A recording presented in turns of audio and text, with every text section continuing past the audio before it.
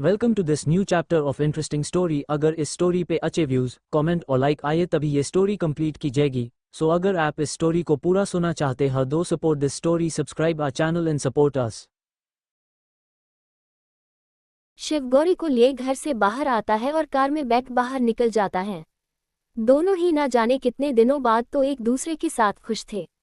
शिव और गौरी की car road पर दौड़ रही थी। दोनों ही बातें कर रहे थे। शिव ने गौरी से कहा, अच्छा जाना मेरी प्रिंसेस से पूछकर तो बताओ उसे कभी क्या खाना है। गौरी ने मुस्कुरा कर कहा, प्रिंसेस नहीं, मेरे प्रिंस को अभी गोलगप्पे खाने हैं। शिव ने पहले उसे घूरा फिर मुस्कुरा कर बोला, वैसे जाना तुम्हारी टमी में मेरी प्रिंसेस है और वो तुम्हारी डिमांड से मालूम पड़ता है। गौरी ने हैरानी से पूछा, कैसे? शिव ने मुस्कुराकर उसकी तरफ देखा और बड़े प्यार से बोला, क्योंकि तुम्हें अभी गोलगप्पे खाने हैं जो लड़कियों को पसंद होते हैं, ना कि लड़कों को, तो अब बताओ। गौरी ने मुंह बनाते हुए कहा, ऐसा कुछ नहीं होता। शिव उसका मुंह बनाना देख हंसने लगा।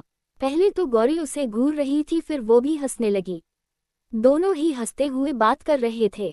शिव ने गाड़ी एक गोलगप्पे के ढेले पर रोकी और खुद कार से बाहर आ गया।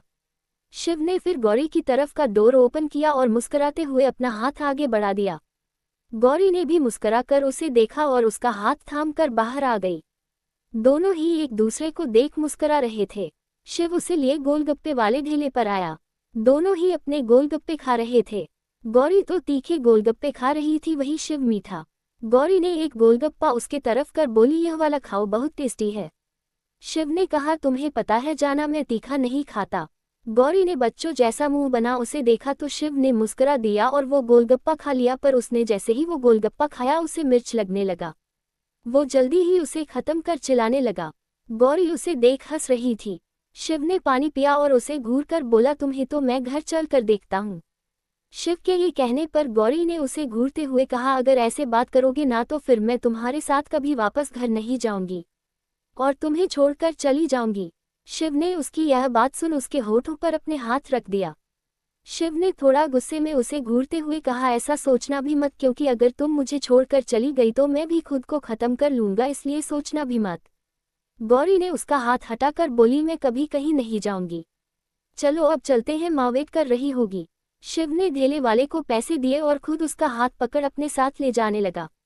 वही कोई और भी था जो उसे घूर कर देख रहा था। उसकी आंखें गुस्से से लाल थी।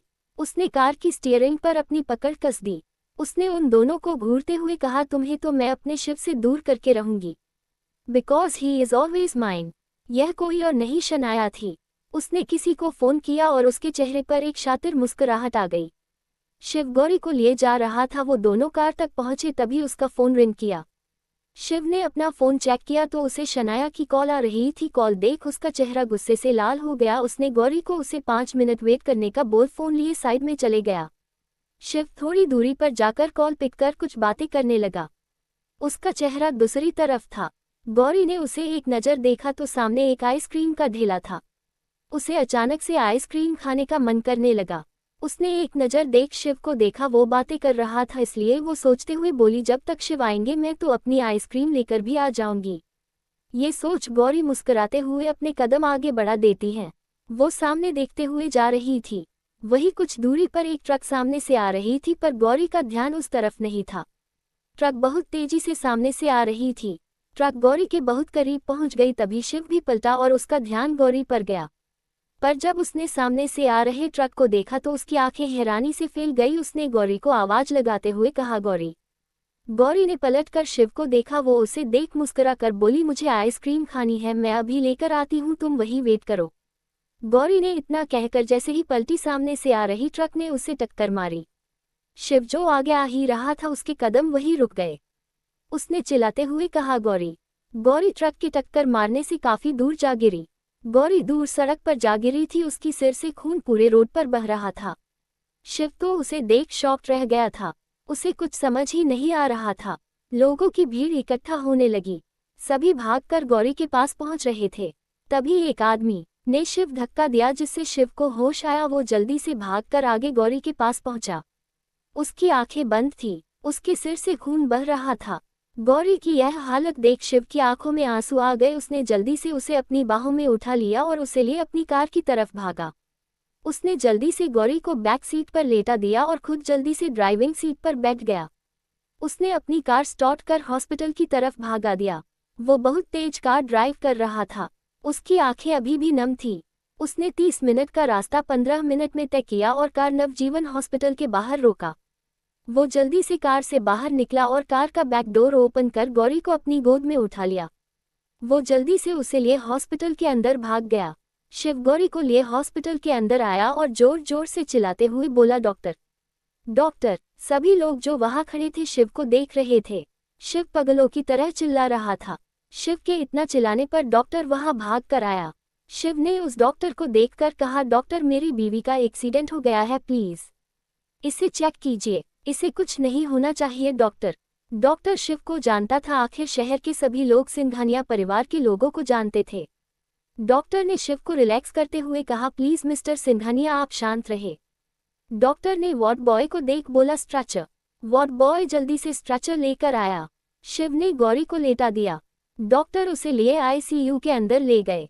शिव को बाहर ही रुकना पड़ा और वो समझता भी था। वो बाहर ही खड़ा यहाँ वहाँ चल रहा था। उसकी आंखों से आंसू आ गए थे। उसने खुद को बहुत देर तक संभाल कर रखा था, पर अब वो टूट गया था। गौरी का इलाज चल रहा था। शिव को तो कुछ समझ नहीं आ रहा था। तभी उसका फोन रिंग किया। उसने अपना फोन देखा तो रेखा जी की कॉल थी। उसके हाथ कांप रहे थे। उसने कॉल पिक किया। सामने से आवाज आई, शिव, कहाँ हो बेटा? और गौरी, तुम जानते हो ना वो प्रेग्नेंट है, उसे इतनी देर घूमने से थकावट होगी जो उसके लिए अच्छा नहीं है, इसलिए जल्दी से वापस आओ। उनकी बात सुन शिव ने अपने आंखों में आ रहे आंसू कंट्रोल करते हुए बोला, माँ। उसकी आवाज हल्की कौप रही थी। रेखा जी उसकी आवाज को नोटिस कर लेती है और फिक्र करते हुए बोली, क्या हुआ बेटा? क्या कुछ हुआ है क्या? शिव गौरी को। शिव ने अब भरे गले से कहा, माँ, वो उसे। वो बोल नहीं पा रहा था। वही रेखा जी ने कहा, क्या हुआ है बताओ। रेखा जी आगे कुछ बोलती उससे पहले विराज, जो उनकी फिक्र भरी आवाज सुन रहा था, उसने फोन अपने हाथ में लिया और बोला, शिव, क्या हुआ है और अब तक कहाँ है? शिव ने जब विराज की आवाज सुनी तो उसके आंखों से आंसू बहने लगे। वो बोला, विराज, गौरी का एक्सीडेंट हो गया है, हम हॉस्पिटल में हैं। विराज ने जब ये सुना तो वो सुन रह गया। उसने जल्दी से कहा, शिव, तू वेट कर, हम जल्दी से आ रहे हैं, तू प्लीज खुद को संभाल। शिव ने उसकी आवाज सुना तो उसने कहा, ठीक है। विराज ने कॉल कट की तो रेखा जी ने फिक्र करते हुए कहा, विराज, क्या हुआ है, कुछ तो बोल। विराज ने कहा, बड़ी माँ, गौरी का एक्सीडेंट हो गया है, शिव हॉस्पिटल में है, हमें वहां जाना चाहिए। रेखा जी ने जब ये सुना तो उसकी आंखों से भी आंसू बहने लगे। प्रिया जी ने शॉक्ड होकर कहा, क्या विराज, गौरी का एक्सीडेंट हो गई है? विराज ने हमें अपना सिर हिला दिया और वो सब जल्दी से घर से निकल हॉस्पिटल पहुंच गए। कुछ ही देर में सभी लोग हॉस्पिटल पहुंच गए थे। शिव ने विराज को देखा तो उसे झट से गले लगा लिया और वो जो अपने आंसुओं को कंट्रोल कर रहा था अब वो रोने लगा। उसकी यह हालत देख सभी की आंखों में आंसू बहने लगे। रेखा जी आगे आए और शिव से बोली, कैसी है गौरी अब? शिव ने भरे गले से कहा, माँ, वो अंदर है। प्रिया जी, रेखा जी वही एक बेंच पर बैठ गई। शानवी और आन्या भी वही खड़े थे। विराज के पापा और बड़े पापा शिव को संभाल रहे थे। विराज वही खड़े कुछ सोच रहा था। उसे समझ नहीं आ रहा था ये सिर्फ एक एक्सीडेंट था या उनके बिजनेस राइवल्स ने ये सब किया, पर अगर कोई दुश्मन को ऐसा करना होता तो वो अटैक शिव पर होता, ना कि गौरी पर। वो यही सब सोच रहा था। उसे अब कैसे भी पता लगाना था कि आखिर किसने ये सब किया है या ये सिर्फ एक एक्सीडेंट है। सभी वही खड़े थे। सभी आंखें नम थी। शिव तो पूरी तरह से टूट गया था। वो बस अब गौरी को सही सलामत देखना चाहता था। तभी आईसीयू का डोर ओपन हुआ और डॉक्टर बाहर आए। उनके चेहरे पर परेशानी झलक रही थी। सब डॉक्टर की तरफ दौड़े। शिव ने आगे आकर कहा, डॉक्टर, कैसी है मेरी बीवी? वो ठीक तो है ना? उसे कुछ हुआ तो नहीं ना? डॉक्टर ने शिव को देख सिर झुका लिया और बोला, सॉरी मिस्टर सिंघानिया, पर आपकी वाइफ केस बहुत ही क्रिटिकल है। उनके बचने के कोई चांस नहीं है, बट अभी उनकी सांसें चल रही है और वो आपसे मिलना चाहती। डॉक्टर की बात सुन शिव वही घुटनों पर बैठ गया। कहा, वो अपनी फैमिली आगे बढ़ते देख रहा था, अपनी बीवी और अपनी प्रिंसेस को देखना चाहता था। वही अब डॉक्टर का ये कहना उसे अंदर तक तोड़ रहा था। विराज ने जल्दी से उसे संभाला और उसे गले लगा लिया। विराज ने कहा, शिव, तू हार मत मान, गौरी को कुछ नहीं होगा, वो ठीक हो जाएगी। चल उससे मिल ले, वो तुझे देखना चाहती, चल। शिव ने उसकी बात सुनी और उसकी तरफ देख जल्दी से आईसीयू वार्ड के अंदर भाग गया। गौरी अंदर बेड पर लेटी हुई थी। उसके चेहरे पर ऑक्सीजन मास्क लगा हुआ। शिव गौरी के पास जा बैठ गया और उसे देख भरे गले से बोला, जाना। उसकी आवाज़ सुन गौरी ने उसे देख अपना ऑक्सीजन मास्क निकाल दिया और बोली, शिव। उसकी इतनी धीमी आवाज़ सुन उसकी आंखों से आंसू बहने लगे। गौरी ने उसे देख धीरे से कहा, आप रो क्यों रहे हैं? शिव ने अपने आंसू पोंछकर कहा, नहीं जाना, मैं रो नहीं रहा हूँ, बस तुम्हें इस हालत में देखा तो बस, कोई बात नहीं है, डॉक्टर ने कहा है तुम जल्दी ठीक हो जाओगी, फिर हम घर चलेंगे। गौरी ने मुस्कुरा कर कहा, शिव मरते हुए इंसान से झूठ नहीं कहते हैं। शिव ने उसके मुंह पर हाथ रख दिया और ना में अपना सिर हिला दिया। गौरी ने उसका हाथ अपने मुंह से हटाकर अपने गाल पर लगाकर बोली, मैं जानती हूँ कि अब मैं नहीं बचूंगी क्योंकि मेरी हालत ऐसी नहीं है। मैं बस तुमसे ये कहना चाहती हूँ कि मेरे जाने के बाद ना तुम शादी कर लेना। इस तरह से मत बन जाना कि मेरी आत्मा भी तुम्हें देख रोए। शिव, तुम्हें तुम्हारी प्रिंसेस चाहिए थी ना, पर अब मैं तो नहीं दे सकती, पर एक बात कहूँ, जब तुम्हारी प्रिंसेस होगी ना तो तुम उसका नाम ना शिवी रखना, और अगर मेरा प्रिंस हुआ ना तो उसका नाम गौरव रखना। तुम मुझे छोड़ अपनी लाइफ में आगे बढ़ जाना शिव। उसकी यह बातें सुन शिव ने रोते हुए ना में अपना सिर हिलाकर कहा, नहीं जाना, तुम मुझे छोड़कर कहीं भी नहीं जा सकती। तुमने मुझे प्रॉमिस किया था तो अब तुम अपना प्रॉमिस नहीं तोड़ सकती। अगर तुम्हें कुछ हुआ तो मैं भी मर जाऊंगा। गौरी ने भी अब रोते हुए कहा, शिव प्लीज, मरते हुए तुमसे कुछ मांग रही हूँ, प्लीज यह एक चीज मुझे दे दो, अपनी लाइफ में आगे बढ़ जाना। शिव, ये बोलते हुए उसकी सांसें रुकने लगी। शिव ये सब देख हड़बड़ा जाता है। वो जल्दी से डॉक्टर को आवाज लगाता है, डॉक्टर जल्दी से अंदर आए। पूरी फैमिली जो डोर पर खड़ी थी वो भी अंदर आ जाती है। सभी की आंखों से आंसू बह रहे थे। शिव, उसका तो हाल बयां ही नहीं किया जा सकता था। कितने ही दिनों से उसके और गौरी के बीच कोई बात नहीं हो रही थी, और जब सब कुछ ठीक हुआ तो अब गौरी की हालत उसे अंदर तक खा रही थी। डॉक्टर काफी कोशिश कर रहे थे पर गौरी का कोई रिस्पॉन्स नहीं मिल रहा था। अचानक ही गौरी की सांसें थम गई। सभी तो शॉक्ड हो गए। डॉक्टर ने उन्हें देखकर कहा, शी इज नो मोर। ये सुनते ही सभी की आंखों में आंसू बहने लगे। शिव तो वही जमीन पर बैठा था, उसे तो कोई होश ही नहीं था। रेखा जी तो ये बात सुनते ही बेहोश हो गई। आन्या ने उन्हें संभाला। सभी की आंखों से आंसू बह रहे थे पर कोई कुछ बोल नहीं पा रहा था।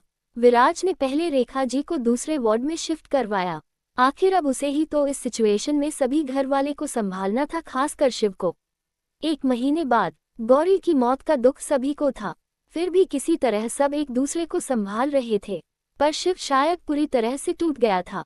उसे तो कोई होश ही नहीं था। जैसे शिव सुबह ही घर से निकल रहा था, रेखा जी ने उसे देख कहा, बेटा कुछ खा ले फिर जाना। शिव ने उन्हें देखा भी नहीं और सीधे ऑफिस के लिए निकल गया। रेखा जी की आंखों से आंसू बहने लगे क्योंकि अब ये रोज का हो गया था। शिव सुबह जल्दी ही ऑफिस जाता था और रात को भी बहुत देर से आता था, और अभी तो घर ही नहीं आता था। उसने पूरी तरह से खुद को काम में लगा दिया था।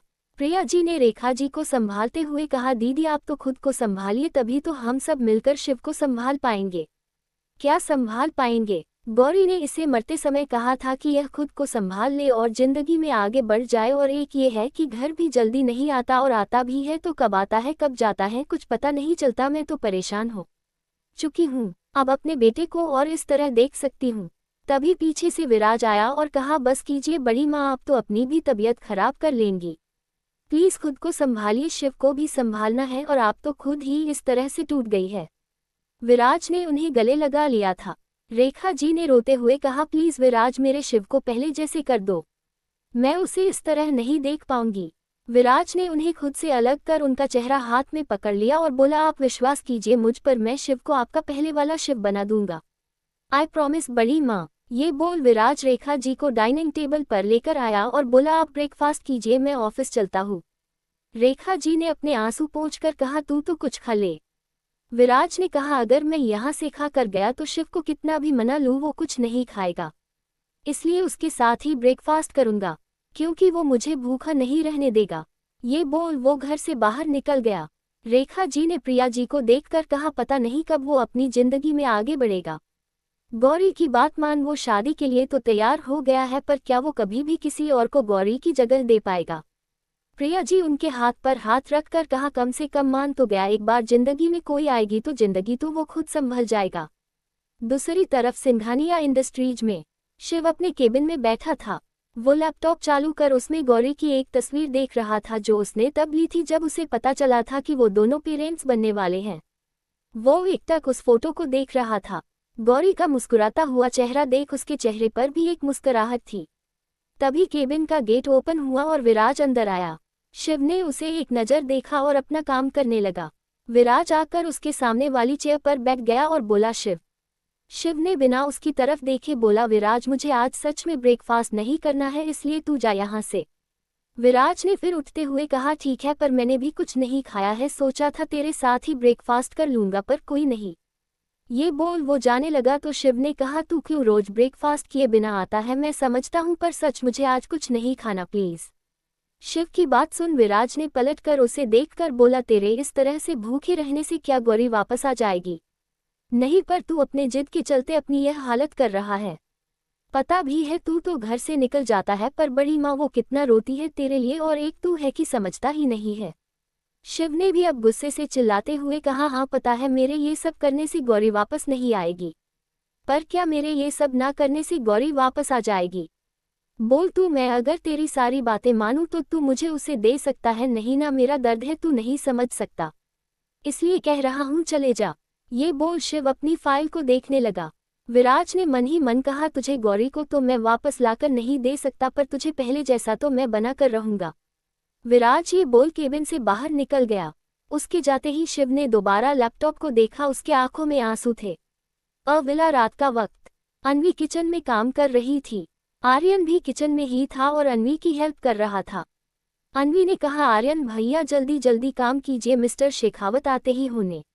आर्यन जो सब्जी काट रहा था बोला भाभी भाई को आने में टाइम है, वैसे भी विराज भैया के साथ गए हैं, आने में टाइम लगेगा। अनवी ने उसे देख कहाँ गए हैं जो लेट हो जाएगा। आर्यन ने सब्जी अनवी को देते हुए कहा पता नहीं, बोल रहे थे कोई मीटिंग है वहीं जा रहे हैं, जल्दी आ जाएंगे, पर अब इस वक्त गए हैं तो थोड़ा तो टाइम लगेगा ना। अनवी ने सब्जी बनाते हुए कहा भैया आप जाए, मैं बाकी का काम कर लूंगी। आर्यन वही किचन स्लैब पर बैठते हुए बोला नहीं भाभी, अकेले बाहर बोर हो जाता हूँ, मैं यही बैठूंगा, आपसे बात करूंगा तो आपका भी टाइम पास हो जाएगा और मेरा भी। अनवी उसे देख मुस्कुरा दी और खाना बनाते हुए बोली शानवी से बात हुई? आर्यन उसकी बात थोड़ा उदास होते हुए बोला क्या बात करूं भाभी, वो अभी शिव भाई की वजह से थोड़ा परेशान रहती हैं, कुछ बात ही नहीं करती, सोचा था आपकी शादी के बाद प्रपोज करूंगा पर 1 महीना हो गया है, यहाँ तक कि भाई से भी बात करने की हिम्मत मेरी नहीं है। अनवी ने कहा आपके भाई से बात करो फिर। आर्यन ने मना करते हुए कहा नहीं भाभी अभी नहीं, जब शिव भाई की लाइफ थोड़ी सही हो जाए तब मैं उसे प्रपोज करूंगा। अनवी ने कहा हाँ ये भी ठीक, बस एक बार शिव भाई पहले जैसे हो जाए, क्योंकि अब उनकी हालत देखी नहीं जाती, सच भगवान भी कैसे उनकी खुशी को उनसे छीन सकते हैं। आर्यन ने आगे कहा डोंट वरी भाभी, एक दिन शिव भाई भी पहले की तरह खुश रहेंगे, उनकी लाइफ में भी उन्हें उनकी खुशी मिलेगी।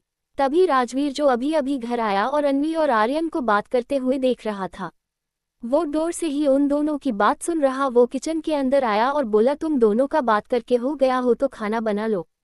आर्यन ने उसे देख बोला भाई हम खाना ही बना ही रहे थे, बस शिव भाई के बारे में बात कर रहे थे।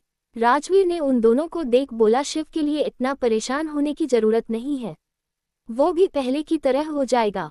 फिर आर्यन से बोला तू जरा खाना बना, मुझे तेरी भाभी से कुछ काम है। ये बोल राजवीर अनवी का हाथ पकड़ उसे किचन से बाहर ले गया और अपने कमरे में चले जाता है।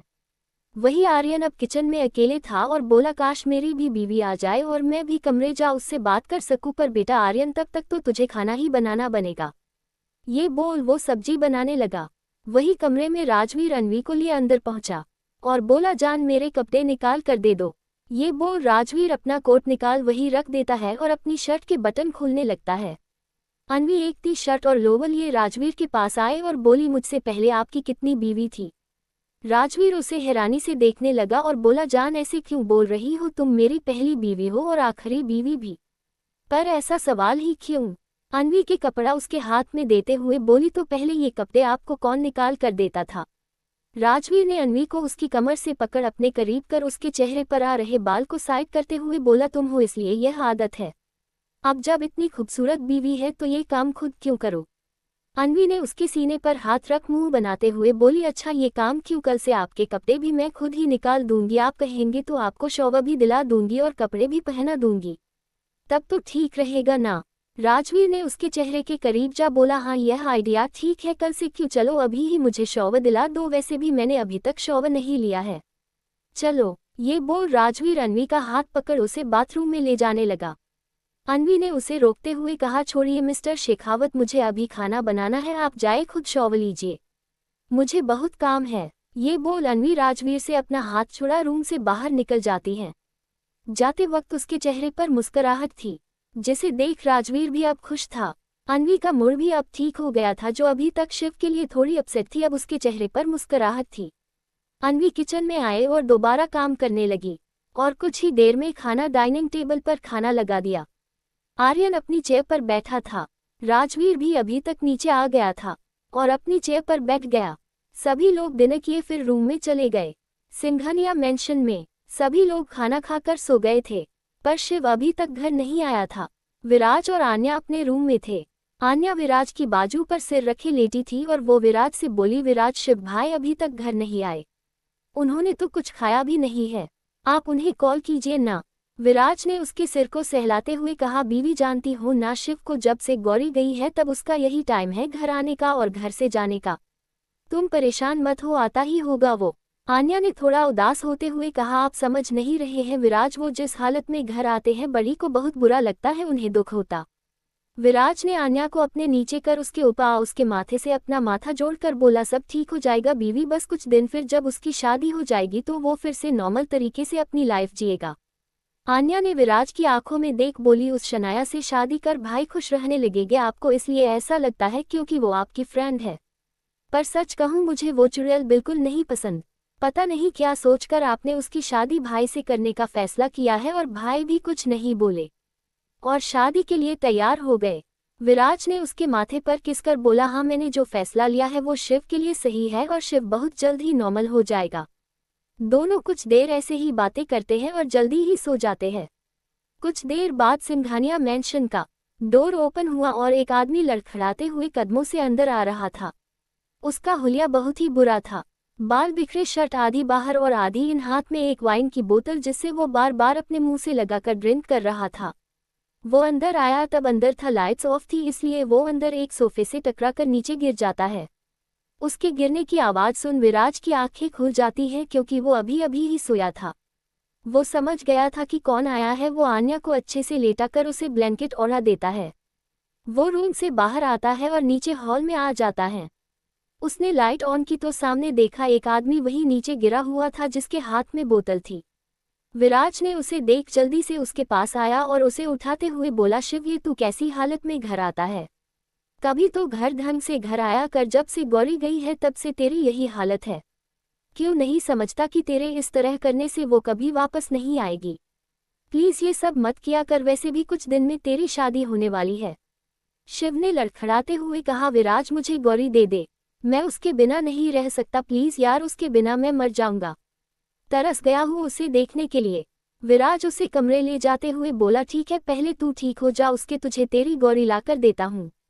शिव ने मुस्कुराकर कहा, मैं क्या तुझे कोई बच्चा लगता जो तेरी बातों में आ जाओ, मुझे पता है वो कभी नहीं आएगी। विराज उसे कमरे लेकर आ चुका था।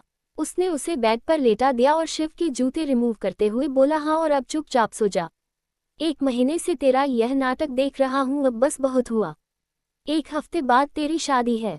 विराज ये बोल जाने को हुआ तो शिव ने उसे रोकते हुए कहा, मैं उससे शादी नहीं करूंगा, मैं सिर्फ गौरी से शादी करूंगा। विराज ने उसे एक नज़र देखा और बोला, ठीक है। ये बोल वो उसके कमरे से निकल अपने कमरे में चले जाता है। उसके जाने के बाद भी शिव नींद में ही बड़बड़ा रहा था, आई लव यू जान, I miss you so much, I really miss you जान, प्लीज वापस आ जाओ ना, मैं तुम्हारे बगैर नहीं रह सकता, वापस आ जाओ गौरी, प्लीज कम बैक। ये बोलते बोलते शिव गहरी नींद में सो जाता है। वही विराज भी अपने रूम में आ जाता है, पर उसे नींद नहीं आ रही थी, इसलिए वो कमरे की बालकनी में जाकर सिगरेट पीने लगता है। विराज सोफे पर बैठे सिगरेट पी रहा था। वो अपनी आंखें बंद किए ऐसे ही 3 से 4 सिगरेट खत्म कर देता है। उसने एक और सिगरेट निकाला, वो उसे जलाने ही वाला था, तभी किसी ने उसका हाथ पकड़ लिया। उसने सामने देखा तो आन्या उसे घूर रही थी। विराज ने आन्या को देख बोली, क्यों ऐसे अपनी हेल्थ खराब कर रहे हो विराज, क्यों खुद को इस तरह से हार्म कर रहे हो, जानते हो ना सिगरेट अच्छा नहीं होता है। विराज ने आन्या को खींचकर गोद में बैठा लिया और उसे पीछे से गले लगाकर बोला, मैं बस थोड़ा परेशान हूँ। आन्या ने अपना चेहरा घुमाकर विराज को देखा और बोली, अच्छा आप परेशान हैं इसलिए सिगरेट पिएंगे? ये कौन सा तरीका है परेशानी दूर करने का? विराज ने अपना चेहरा उसकी गर्दन में छुपाकर कहा, तो तुम ही बता दो कैसे करूँ अपनी टेंशन दूर? क्यों एक यही तरीका है क्या अपनी टेंशन कम करने का? आन्या ने थोड़ा नाराज होते हुए कहा। विराज ने थोड़ा हंसकर कहा, नहीं और भी तरीके हैं, कहो तो वो ट्राई करो। आन्या उसे सवालिया नजरों से देखने लगी तो विराज ने झुककर उसके होठों पर किस करने लगा। कुछ देर की इस किस के बाद विराज आन्या से अलग हुआ और बोला, ये तरीका तो ठीक है ना? आन्या ने उसे घूरते हुए कहा, चुपचाप चलकर सो जाए, बकवास मत कीजिए। ये बोल आन्या उसकी गोद में से उठ गई और विराज का हाथ पकड़ उसे उठाकर बोली, चलिए। विराज भी सोफे से उठकर बालकनी से कमरे में आ गया। कुछ ही देर में दोनों सो गए। 6 दिन बाद आज शिव की हल्दी और मेहंदी की रस्म थी। वो तो ये सब नहीं चाहता था, फिर भी उसकी मां के कहने पर उसने मना नहीं किया। सुबह से ही तैयारियां चल रही थी। शिव की शादी शनाया से होने वाली है।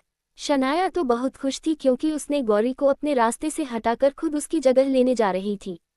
उसने भी इन 1 महीने में शिव को संभालने का नाटक किया, जिसके चलते सभी घर वालों ने शिव की शादी शनाया से फिक्स कर दी क्योंकि सभी को लगता था कि शनाया अच्छी है। शिव रोज की तरह अपने ऑफिस के लिए निकल रहा था। तभी रेखा जी ने उसे रोकते हुए कहा, शिव कहाँ जा रहे हो? शिव ने एक शब्द में जवाब दिया, ऑफिस। ये बोल शिव जाने को हुआ। रेखा जी ने उसे रोकते हुए कहा, शिव आज तुम्हारी शादी की रस्में हैं, हल्दी मेहंदी है और तुम ऑफिस जा रहे हो। आज रुक जाओ। शिव ने बिना किसी भाव के कहा, नहीं माँ, आप रस्में करना चाहती थी तो कीजिए, पर मुझे फोर्स मत कीजिए क्योंकि मेरी शादी एक बार हो गई है और रस्में भी। आपकी खुशी के लिए मैंने हाँ कहा था, यह नहीं कहा था कि मैं भी इन रस्मों में रहूंगा। रेखा जी ने कहा, शिव शनाया को बुरा लगेगा तो उसे कहिए कि शादी के लिए मना कर दे क्योंकि मैं कभी उसे एक्सेप्ट नहीं कर सकता। मैं सिर्फ गौरी की लास्ट विश पूरी करने के लिए उससे शादी कर रहा हूँ। वो चाहती थी कि मैं शादी कर लाइफ में आगे बढ़ जाऊँ, पर मेरे लिए ये सब पॉसिबल नहीं है, फिर भी शादी के लिए मैंने हाँ कर दी, बाकी आप सबकी मर्जी। ये बोल वो घर से निकल गया। रेखा जी उसे रोकना चाहती थी पर कोई मतलब नहीं था उसे रोकने का, ये बात वो समझती थी। उनकी आंखों में आंसू आ जाते हैं। प्रिया जी ने उन्हें समझाते हुए कहा, बस कीजिए दीदी, वो अभी थोड़ा उदास है, कुछ दिन तो लगेंगे ना उसे नॉर्मल होने में, आप तब तक वेट कीजिए। एक बार शादी हो जाएगी तो फिर वो पहले जैसा हो जाएगा। रेखा जी ने रोते हुए कहा, भगवान ने मेरे बच्चे के साथ ऐसा क्यों किया? क्यों उसे खुशी खुशी उसकी लाइफ जीने दिया? तुमने तो देखा था ना, जब उसने गौरी की प्रेगनेंसी के बारे में सुना था कितना खुश था मेरा बेटा। अब उसकी जिंदगी बिल्कुल बदल गई है।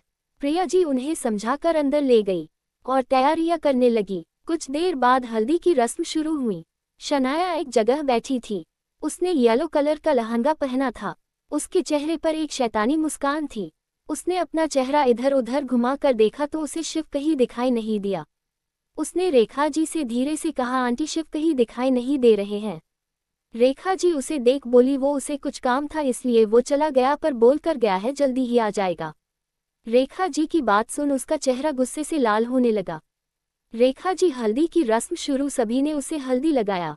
शानवी, अनवी और आन्या ने तो उसे मुंह बनाते हुए हल्दी लगाया क्योंकि वो तीनों ही उसे कुछ खास पसंद नहीं करती थी। कुछ देर में हल्दी की रस्म खत्म हुई तो वो सभी को देख मुस्कुराते बोली, मैं अपने रूम में जाऊँ? प्रिया जी ने कहा, हाँ जाओ और थोड़ी देर रेस्ट कर लो। वैसे भी शाम को मेहंदी है और कल शादी, काफी थक जाओगी इसलिए अभी रेस्ट कर लो। उनकी बात सुन वो मुस्कुरा कर उन्हें देखती है और अपने रूम में चली जाती है। उसके रूम में जाते वक्त उसने शिव का रूम देखा। उसका पूरा रूम गौरी की फोटो से भरा था। हर दीवार पर गौरी की तस्वीर थी। शनाया का चेहरा अब और ज्यादा लाल हो गया। उसने गुस्से से घूरते हुए पूरे रूम को देखा और बोली, जैसे तुम्हें शिव की लाइफ से बाहर फेंका है ना, वैसे ही बहुत जल्द तुम्हारी सारी चीजों को भी रूम से बाहर फेंक दूंगी क्योंकि उसकी हर एक चीज पर अब सिर्फ मेरा हक है। बहुत जल्द मैं शनाया मेहरा से मिसेज शनाया शिव सिंघानिया बन जाऊंगी। फिर यह रूम की हर एक चीज यहाँ तक कि शिव सब पर सिर्फ मेरा हक होगा। ये बोल उसने अपनी नफरत भरी निगाहों से पूरे रूम में लगी गौरी की तस्वीर को घूरकर देखी और रूम से बाहर निकल गई। वो अपने रूम में आए और शॉवर ले रेस्ट करने लगी। शाम का वक्त, मेहंदी का फंक्शन चल रहा था पर शिव अभी भी नहीं आया था। शनाया गुस्सा तो थी फिर भी शांति से बैठ अपने हाथों पर मेहंदी लगवा रही थी। शनाया ने मेहंदी आर्टिस्ट से कहा, मुझे बहुत ही सुंदर मेहंदी लगाना। तभी अन्वी, शानवी और आन्या बात करते वक्त वहां आए और शानवी ने कहा, मेहंदी कितनी भी अच्छी क्यों ना लगवा लो, पर जब तक रंग ना चढ़े तो अच्छा नहीं लगता। अन्वी ने भी शनाया को सुनाते हुए कहा, हाँ ये तो सही कहा तुमने, अब देखते हैं किसे किसके पति ज्यादा प्यार करते हैं, क्योंकि मैंने सुना है जिसके पति ज्यादा प्यार करते हैं रंग भी उतना ही गहरा रचता है। मेरी शादी पर भी तो मेरा मेहंदी का रंग कितना गहरा रचा था। आन्या ने कहा, तब तो शायद किसी की मेहंदी का रंग आने से रहा, क्योंकि उसके पति तो शायद ही उसे प्यार करते हैं। पर देखना दी, मेरा रंग तो बहुत अच्छा चढ़ेगा, क्योंकि विराज मुझे बहुत प्यारा करते हैं। पर कोई तो है जिसके होने वाले पति उसकी शक्ल तक नहीं देखना चाहते हैं। ये बोल तीनों ही हंसते हुए वहां से चली जाती है। वही शनाया गुस्से से अपना हाथ की मुट्ठी बना लेती है। उसकी मेहंदी अभी अभी लगी थी, जिस वजह से वो अभी गीली थी, और उसके हाथ की मुट्ठी बनाने से उसके दोनों हाथ की मेहंदी खराब हो जाती है और शिव का नाम उसकी हथेली से मिट चुका था। उसने अपना हाथ देखा, अपने हाथ से शिव का नाम मिटते देख उसका गुस्सा और बढ़ जाता है और अपने रूम में भाग जाती है। शनाया को ऐसे जाते देख रेखा जी और प्रिया जी थोड़ा उदास हो जाती है। वही अन्वी, आन्या और शानवी तीनों ही खुद में हंस रही थी। शानवी ने अन्वी और आन्या से कहा, अच्छा हुआ भाई का नाम इसके हाथ से मिट गया, वैसे भी भाई को इससे शादी नहीं करनी। पता नहीं विराज भाई को एक यही लड़की मिली थी जो इसी से शादी करवाना चाहते हैं। शानवी ने ये बोल मुंह बना लिया तो आन्या ने भी, हाँ ये बात तो मैं भी विराज से पूछ चुकी हूँ, पर वो कहते हैं शनाया भाई के लिए ठीक है, बस यही बोलकर मेरा मुंह बंद करवा देते हैं, जबकि मुझे तो ये लड़की पसंद ही नहीं है। वैसे भी माँ और बड़ी माँ के सामने ड्रामे करने लगती हैं। अन्वी ने भी थोड़ा सीरियस होते हुए कहा, बात तो सही है, मुझे भी यह शनाया का कुछ समझ नहीं आता। सबके सामने कैसी भोली भाली बनती है और अकेले में पता नहीं क्या क्या बोलती रहती है। मैं आज सुबह ही जब हल्दी की रस्म के बाद कमरे में जा रही थी, तब मैंने इसकी आवाज़ सुनी थी। किसी पागलों की तरह बोल रही थी, शिव तुम मेरे हो, मैं तुम्हें अपना बनाकर रहूंगी, गौरी की यादों को तुम्हारे दिल से निकाल दूंगी। ऐसे ही पता नहीं क्या क्या बोले जा रही थी। मुझे तो लगता अनु ये ना पागल खाने से भाग कर आई है। शानवी ने फिर थोड़ा परेशान होते हुए कहा, तब तो भाभी हमें इसकी शादी भाई से होने से रोकना चाहिए, क्योंकि पागल तो यह मुझे भी लगती है। हमें कुछ करना चाहिए। तीनों ही आपस में कुछ बातें करते हैं और अपने अपने रूम में चली जाती है।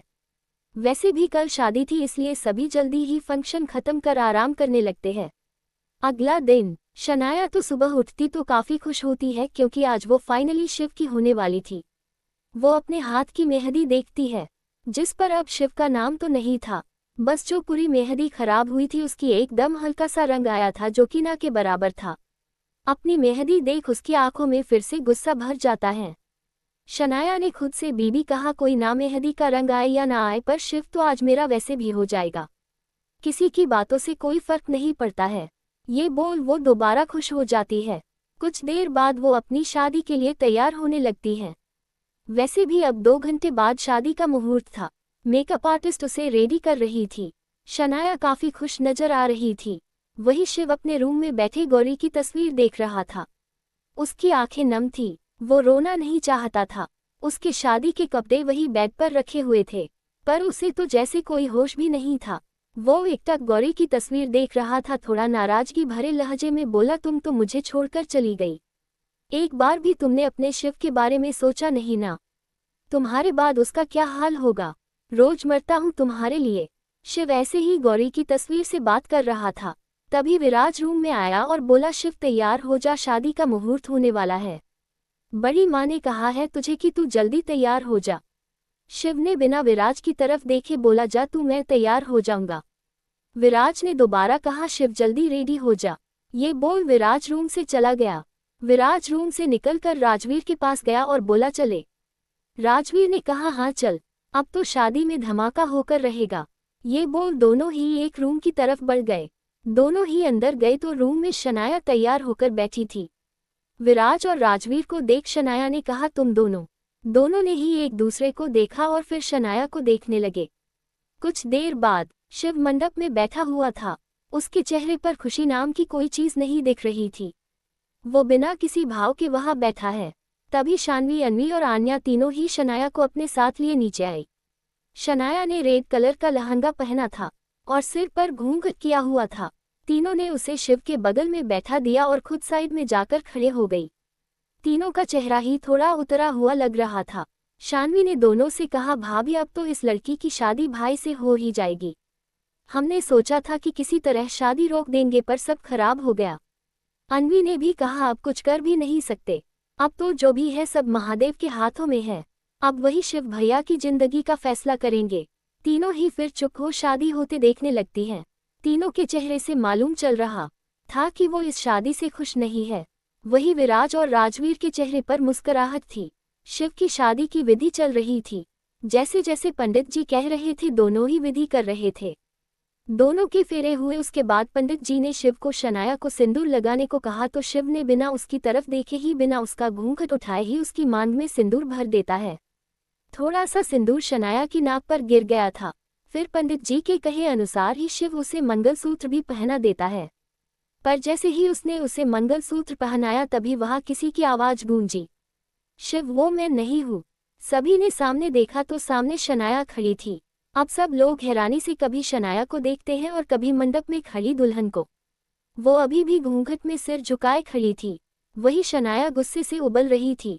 शनाया आ गया उस दुल्हन के सामने खड़े हो बोली, तुम कौन हो और तुम्हारी हिम्मत कैसे हुई मेरे शिव से शादी करने की। वो कुछ नहीं बोल रही थी, बस अपने दोनों हाथ के उंगलियों को आपस में उलझा रही थी। शिव तो एक बार शनाया को देख रहा था और एक बार दुल्हन बनी हुई अपने बगल में खड़ी लड़की को। शिव ने शनाया ने कहा, तुम अब तक कहाँ थी। शनाया ने फिर विराज और राजवीर को देख शिव से बोली, शिव मैं कमरे में रेडी हो रही थी, तभी राजवीर और विराज मेरे रूम में आए और मुझे बेहोश कर दिया और रूम में लॉक कर दिया था। मुझे पक्का पता है कि यह लड़की भी इनके साथ ही मिली हुई है। विराज और राजवीर नहीं चाहते कि मेरी शादी तुमसे हो, यह इन दोनों का ही प्लान होगा। शिव ने विराज और राजवीर की तरफ देखा तो विराज ने कहा, हाँ हम दोनों नहीं चाहते कि तेरी शादी इस लड़की से हो, और अगर तुझे भी इसका सच पता चलेगा तो तू खुद इसकी जान ले लेगा। शनाया के चेहरे पर अब घबराहट दिखने लगी। विराज ने अपनी बात को आगे बढ़ाते हुए कहा, हाँ शिव गौरी का एक्सीडेंट नहीं हुआ था, उसका एक्सीडेंट करवाया गया था। ये बोल विराज ने गुस्से भरी एक नज़र शनाया की तरफ देखा तो अब तो शनाया की हालत जैसे खराब होने लगी। उसके चेहरे पर पसीने की बूंदें दिखने लगी। बाकी सभी तो शॉक्ड रह गए थे। वही शिव को तो विश्वास नहीं हो रहा था कि कोई गौरी का भी एक्सीडेंट करवा सकता है। शिव ने विराज से कहा, किसने करवाया गौरी का एक्सीडेंट। उसने गुस्से में कहा। राजवीर ने कहा, शनाया ने करवाया है। ये बात सुन अब तो शिव का सब्र ही खत्म हो गया। वो गुस्से में शनाया को देखने लगा। उसकी आंखें लाल हो गई थी मानो उनमें खून उतर आया हो। शनाया ने डरते हुए हकलाते हुए कहा, शिव ये झूठ है, इनके पास कोई प्रूफ है क्या, कहो। तभी विराज ने कहा, सबूत चाहिए। यह विराज ने अपने असिस्टेंट को कुछ इशारा किया तो वह अपना सिर हिलाकर मेंशन से बाहर निकल गया। कुछ देर बाद उसके साथ कुछ बॉडीगार्ड आए और उनके साथ एक आदमी था। उसे देख शनाया की सांसें रुकने लगी। विराज के बॉडीगार्ड ने उस आदमी को विराज आगे किया। विराज ने सीधे सीधे कहा, तुम्हें उस दिन एक्सीडेंट करने के लिए किसने कहा था, बता दो सच सच वरना बहुत बुरा हाल होगा। वो आदमी जो पहले से ही काफी जख्मी था लड़खड़ाते हुए जुबान में कहा। इन्होंने ये बोल वो शनाया की तरफ उंगली पॉइंट कर देता है। विराज ने मुस्कुरा कर कहा, हो गया प्रूफ मिस शनाया मेहरा। शनाया ने अब रोते हुए शिव का हाथ पकड़ बोली, शिव मुझे पक्का पता है ये सब सिर्फ इन दोनों का प्लान होगा, यह आदमी भी इनका होगा, प्लीज तुम इनकी बात मत मानो। शिव तो अब कुछ सुनना ही नहीं चाहता था। उसने गुस्से से उसका हाथ झटक दिया और चिल्लाते हुए कहा, झूठ तुम बोल रही हो। गौरी को भी तुमने पता नहीं क्या क्या उल्टा सीधा बताया था, तुम्हारी वजह से हमारे रिश्ते में दरार आई थी। वो मुझसे बातें नहीं कर रही थी, पर बाद में जब उसने मुझे बताया तब मुझे पता चला कि तुम कैसी हो। ये बात मेरे दिमाग में पहले क्यों नहीं आई, और अब मैं तुम्हें जिंदा नहीं छोड़ूंगा। शनाया ने रोते हुए कहा, शिव मैं तुमसे प्यार करती हूँ, प्लीज मेरे साथ यह सब मत करो। तुम्हें मुझसे शादी करनी होगी, और अगर तुमने मुझसे शादी नहीं की ना तो मैं किसी को भी तुम्हारे साथ नहीं रहने दूंगी। विराज ने आगे आते हुए कहा, अच्छा पर अब तो उसकी शादी हो चुकी है, उसकी बीवी उसके साथ खड़ी है। शनाया ने विराज की बातें सुन उस लड़की को देखा और गुस्से में बोली, तो मैं इसे भी मार दूंगी। ये बोल उसने वही रखा वास उठाया और उसकी तरफ वार कर दिया। वही शिव ने जब ये देखा तो जल्दी से उसे कमर से पकड़ घुमा दिया। वास शिव की पीठ पर लग गया। वही ये देख सब हैरान रह गए थे। शनाया का ये रूप देख सब हैरान थे।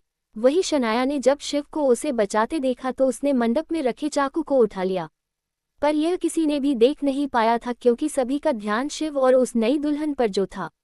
शनाया ने चाकू को अपने पीछे छिपा लिया। शिव ने उस लड़की को खुद से दूर कर खड़ा किया। उसके हाथ पैर कांप रहे थे। शिव ने भी ये देखा तो उसने शान्वी को उसे संभालने का बोला। शान्वी, अन्वी और आन्या तीनों ही उसके पास आ खड़े हो गई। किसी ने अभी तक उसका चेहरा नहीं देखा था। शिव ने अब शनाया की तरफ गुस्से से देख बोला, अब तो तुम सीधा जेल जाओगी। बहुत हुआ तुम्हारा, मुझे तो तुम्हें तभी सजा देनी चाहिए थी जब तुमने मेरे और गौरी की रिश्ते में जहर घोला था, पर अब मैं तुम्हें कोई मौका नहीं दूंगा। विराज ने कहा, परेशान मत हो शिव, वैसे भी पुलिस अभी आती ही होगी, हमने पहले ही बुला लिया था। विराज ने फिर शनाया की तरफ अपनी पीठ की हुई थी। विराज इस वक्त शिव और शनाया के बीच खड़ा था। शनाया ने अपने हाथ में लिया चाकू से विराज के ऊपर वार किया। तभी राजवीर ने ये देख लिया। उसने जोर से कहा, विराज। विराज भी थोड़ा ही मुड़ा, तभी वो चाकू विराज की बाजू पर लग जाता है। चाकू लगते ही विराज के बाजू से खून निकलने लगा। वही आन्या ने जब ये देखा तो जल्दी से विराज के पास आ गई। सभी लोग तो अब और ज्यादा हैरान थे। रेखा जी और प्रिया जी भी विराज के पास खड़े हो उसे देखने लगती हैं। सभी के आंखों से आंसू बह रहे थे। सभी शनाया का पागलपन देख हैरान थे। वही शिव तो अब उसे गुस्से से देखते हुए उसकी तरफ बढ़ गया। शिव ने गुस्से में आकर शनाया का गला ही पकड़ लिया। उसने काफी कसकर उसके गले को दबाया हुआ था। राजवीर आगे आया और शिव का हाथ शनाया के गले से हटाकर बोला, क्या कर रहा है? शिव ने चिल्लाते हुए कहा, इसने पहले मेरी गौरी को मारा और अब मेरे भाई को मारना चाहती है। इसे तो मैं जिंदा नहीं छोड़ूंगा। ये बोल शिव दोबारा उसकी तरफ बढ़ने लगा तो राजवीर ने उसे फिर से पकड़ लिया और बोला, शांत हो जा शिव। वो इतना नीचे गिर सकती है पर हम नहीं। पुलिस आती ही होगी, फिर इसे इसके किए की सजा मिलेगी। तू खुद को संभाल प्लीज। तभी वहां पुलिस आ जाती है। इंस्पेक्टर और साथ में 2 लेडीज कांस्टेबल थी। शनाया तो उन्हें देख डर से कांपने लगी। इंस्पेक्टर ने आगे आते हुए कहा, मिस्टर विराज सिंघानिया। विराज आगे आया। उसने अपने एक हाथ से अपने दूसरे हाथ की बाजू पर रखा हुआ था क्योंकि खून बहुत ज्यादा ही बह रहा था। विराज बोला, जी मैं ही हूँ, मैंने ही आपको यहाँ बुलाया था। फिर शनाया की तरफ इशारा कर बोला, हमें मिस शनाया मेहरा के खिलाफ कंप्लेंट करवानी है। इसने मेरे बड़े भाई की बीवी का एक्सीडेंट करवाया और आज इसने उसकी दूसरी बीवी पर और मुझ पर भी हमला किया है। प्लीज आप इसे अरेस्ट कीजिए और सख्त से सख्त कार्रवाई कीजिए। इंस्पेक्टर ने दोनों लेडीज कांस्टेबल को इशारा किया तो वो दोनों ही शनाया की तरफ बढ़ गई। शनाया पीछे की तरफ होते हुए बोली, मेरे तरफ मत आना, तुम जानती नहीं हो मेरे पापा कौन है, दूर रहो मुझसे। दोनों ही कांस्टेबल ने उसे पकड़ा और उसे अपने साथ ले जाने लगी। शनाया जाते हुए भी चिल्ला रही थी। उसने विराज को देख गुस्से में बोली, तुम कुछ भी कर लो विराज, मैं शिव का साथ कभी नहीं छोड़ूंगी और यह जिस लड़की से तुमने उसकी शादी करवाई है ना, उसे भी मार दूंगी। उसे भी शिव की लाइफ से दूर कर रहूंगी। इंस्पेक्टर शनाया को लेकर जा चुके थे। राजवीर ने विराज को सोफे पर बैठा दिया और बोला, अब बैठ जा। विराज सोफे पर बैठ जाता है। राजवीर फिर डॉक्टर को कॉल कर देता है। शिव ने फिर उस दुल्हन के लिवाज में खड़ी लड़की पर जाता है। वो अभी भी घबरा रही थी और अपने उंगलियों को आपस उलझा रखी थी। शिव उसे ध्यान से देखने लगा। उसे देख शिव को गौरी की याद आ जाती है। उसकी भी शादी जब गौरी से हुई थी, वो इसी तरह डर से घबरा रही थी और उसकी कद काठी भी गौरी जैसी थी। वो उसे ध्यान से देख रहा था। उसने जब उसे कमर से पकड़ा था तो उसे भी बहुत अलग सा एहसास हुआ था। वो अपने कदम उसकी तरफ बढ़ा देता है और उसके सामने जा खड़ा हो जाता है। वो उसे देख रहा था। उसने अपना हाथ आगे बढ़ाकर उसका घूंघट उठा देता है। सभी का ध्यान शिव की तरफ ही था। शिव ने जैसे ही घूंघट उठाया, उसकी आंखें हैरानी से बड़ी हो गई। बाकी सबका भी यही रिएक्शन था। शिव की आंखें हल्की नम हो गई थी। उसने आगे बढ़ झट से उसे गले लगा लिया और भरे गले से बोला, जान। सामने गौरी खड़ी थी जिसे देख अब सबकी आंखें नम हो जाती है। सब खुश भी थे। वही गौरी ने अब तक उसे गले नहीं लगाया था। वो डर से कांप रही थी। राजवीर ने विराज को देखा तो विराज ने आगे आकर कहा, शिव। शिव उससे अलग हो विराज को देख खुश होते हुए बोला, विराज गौरी वापस आ गई। विराज ने शिव से कहा, शिव ये गौरी नहीं है, आर्या है। सब जो अभी तक खुश थे विराज की बातें सुन हैरान रह गए। शिव को तो शौक लग गया था। कहा वो अभी तक खुश था और कहा वो एक झटके से टूट गया। शिव ने दोबारा से आर्या को देखा। वो एकदम गौरी जैसी ही दिख रही थी। गौरी जितनी हाइट उसके जैसा ही छोटा गोल चेहरा, गोरा रंग, लंबे बाल और उसके जितनी ही मासूमियत। आर्या ने अपना चेहरा ऊपर कर देखा, वो सभी को देख रही थी। उसकी आंखें हल्की नम थी। विराज ने आगे कहा, गौरी नहीं है, पर शिव, आर्या भी गौरी जैसी ही है और तू उसे एक्सेप्ट कर ले प्लीज। देख, मैं गौरी को तो नहीं ला सकता, पर अब भगवान ने तेरी जिंदगी में आर्या को भेजा है। शिव ने अपनी नम आंखों से विराज को देखा तो विराज ने अपनी बात को जारी रखते हुए कहा, गौरी के एक्सीडेंट के बारे में मुझे और राजवीर को उसके एक्सीडेंट के 2 हफ्ते बाद ही मालूम पड़ गया था, और तभी हम सबको ये बताना चाहते थे, पर यह सच हम उसके मुंह से तुम्हें सुनाना चाहते थे, इसलिए हमने ये सब किया। सभी विराज की बातें सुन रहे थे। शिव ने कहा, जब तुझे सब कुछ पहले ही पता था तो पहले ही बता देता, इस तरह शादी में बताना और मेरी शादी इस लड़की से करवाना, इसका क्या मतलब बनता है। विराज ने आगे बढ़ शिव को देखकर बोला, देख, तू मुझे गलत मत समझ, मैं बस तुझे खुश देखना चाहता हूँ, और आर्या बहुत अच्छी लड़की है। शिव ने आर्या को एक नज़र देखा और अपने रूम में चले गया। कहा, कुछ देर पहले उसे थोड़े समय की ही पर खुशी मिली थी कि उसकी गौरी वापस आ गई है, पर उसका दिल तो फिर से टूट गया था। शिव अपने रूम में जाकर रूम को लॉक कर लेता है। उसकी तकलीफ शायद ही कोई समझ पाता। वो बैग के नीचे साइड में बैठ गौरी की एक तस्वीर को हाथ में लिए देखने लगता है। उसकी आंखें नम थी। उसने भरे गले से कहा, मैं तुम्हारी जगह किसी को भी नहीं दे सकता, किसी को नहीं, चाहे वो तुम्हारे जैसी ही क्यों ना हो। शिव सिर झुकाए ही गौरी की तस्वीर से बात कर रहा था, तभी किसी ने उसके कंधे पर हाथ रखा। शिव ने अपने साइड में देखा तो गौरी मुस्कुराती हुई उसके बगल में बैठी थी। शिव ने उसे देख कहा, गौरी। गौरी ने मुस्कुरा कर कहा, क्यों नहीं अपनाएंगे आर्या को, कितनी अच्छी लड़की है और उसे विराज भैया ने खुद आपके लिए चुना है। शिव, मुझे भूल जाओ, तुम्हारी जिंदगी में मेरा साथ बस कुछ दिन का ही था। यह महादेव की मर्जी थी, जिसे कोई बदल नहीं सकता, और अब महादेव ने तुम्हें आर्या को दिया है, और उसने और मुझ में फर्क ही क्या है, मेरे जैसी ही तो दिखती है।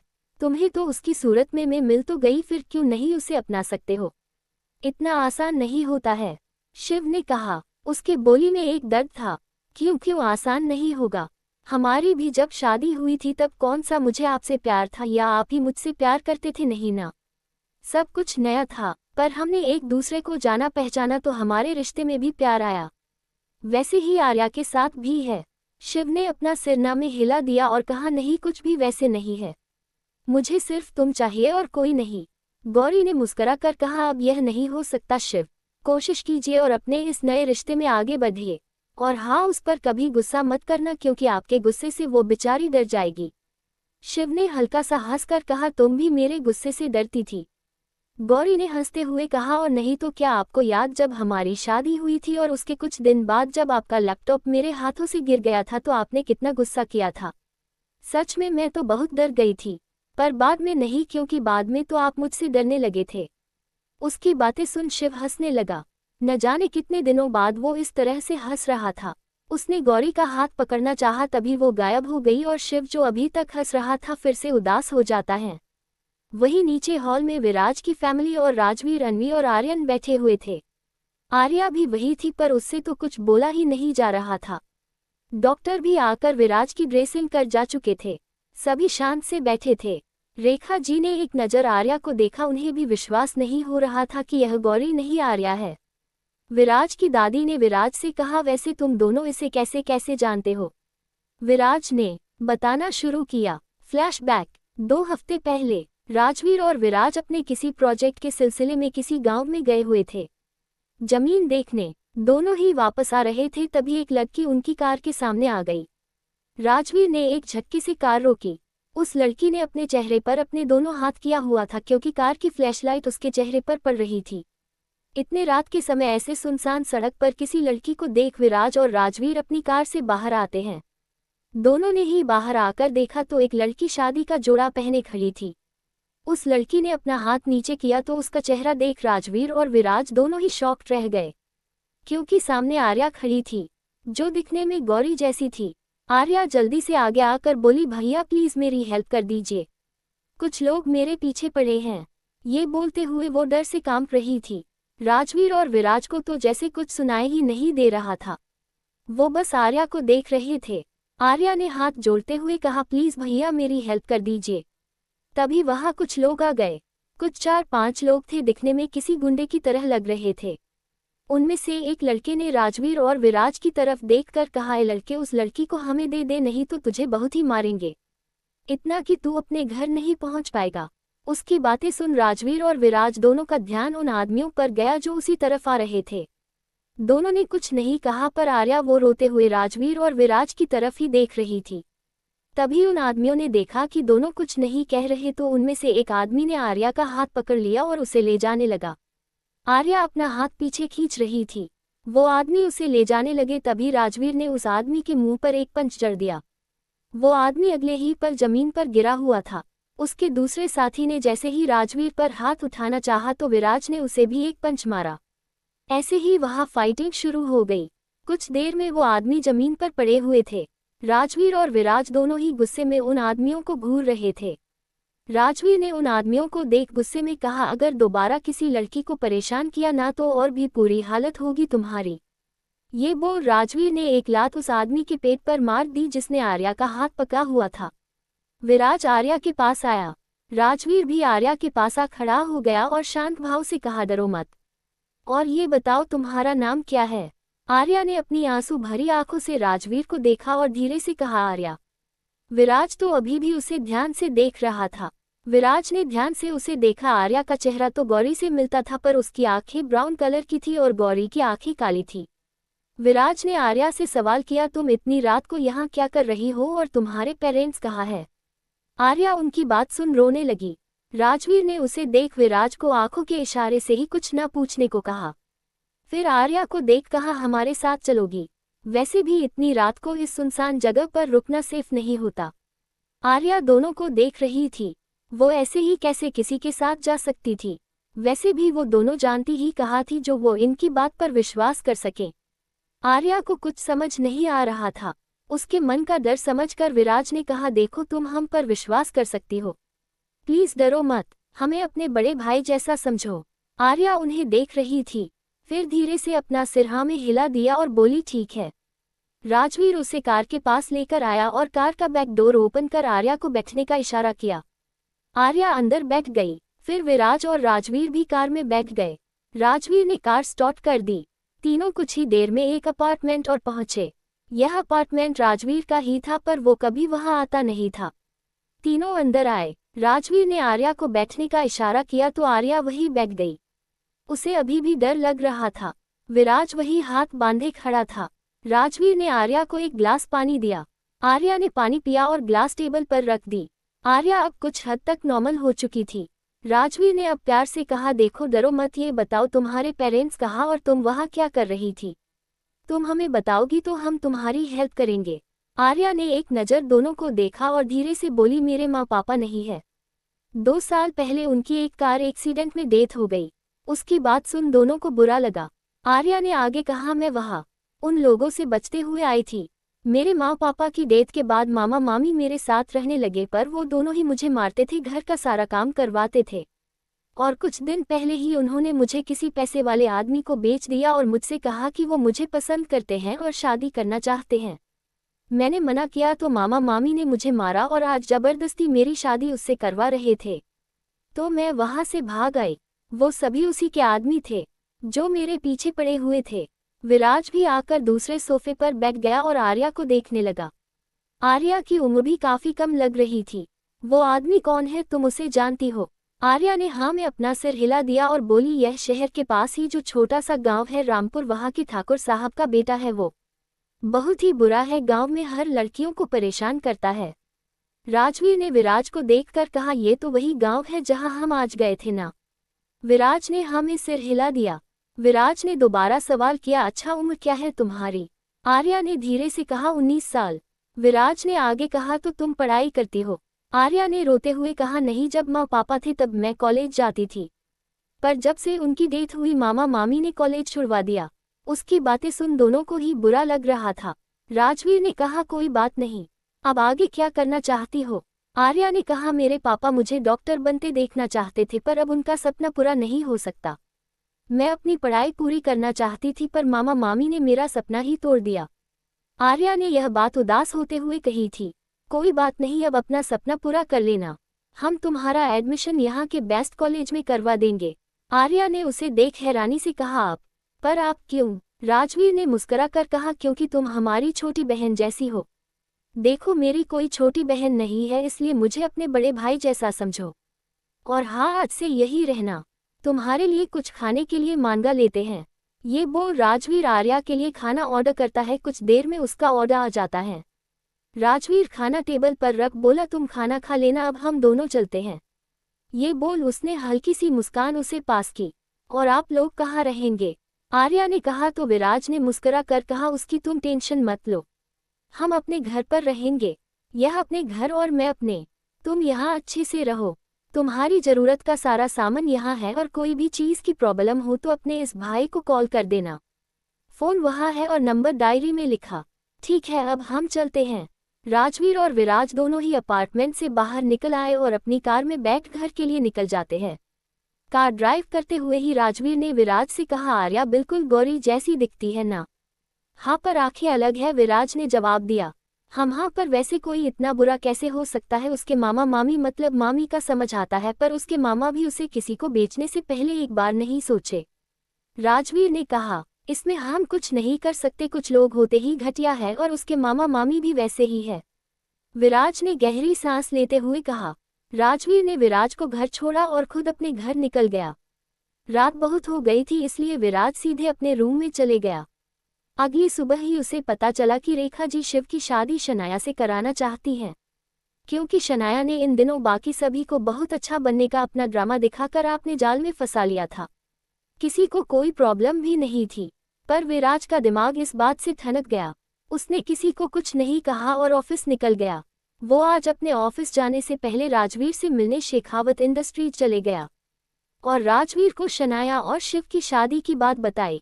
राजवीर ने परेशान होते हुए कहा, पर इतने जल्दी यह सब हुआ कैसे? और शादी की डेट भी निकल गई है, वो भी 1 हफ्ते बाद की।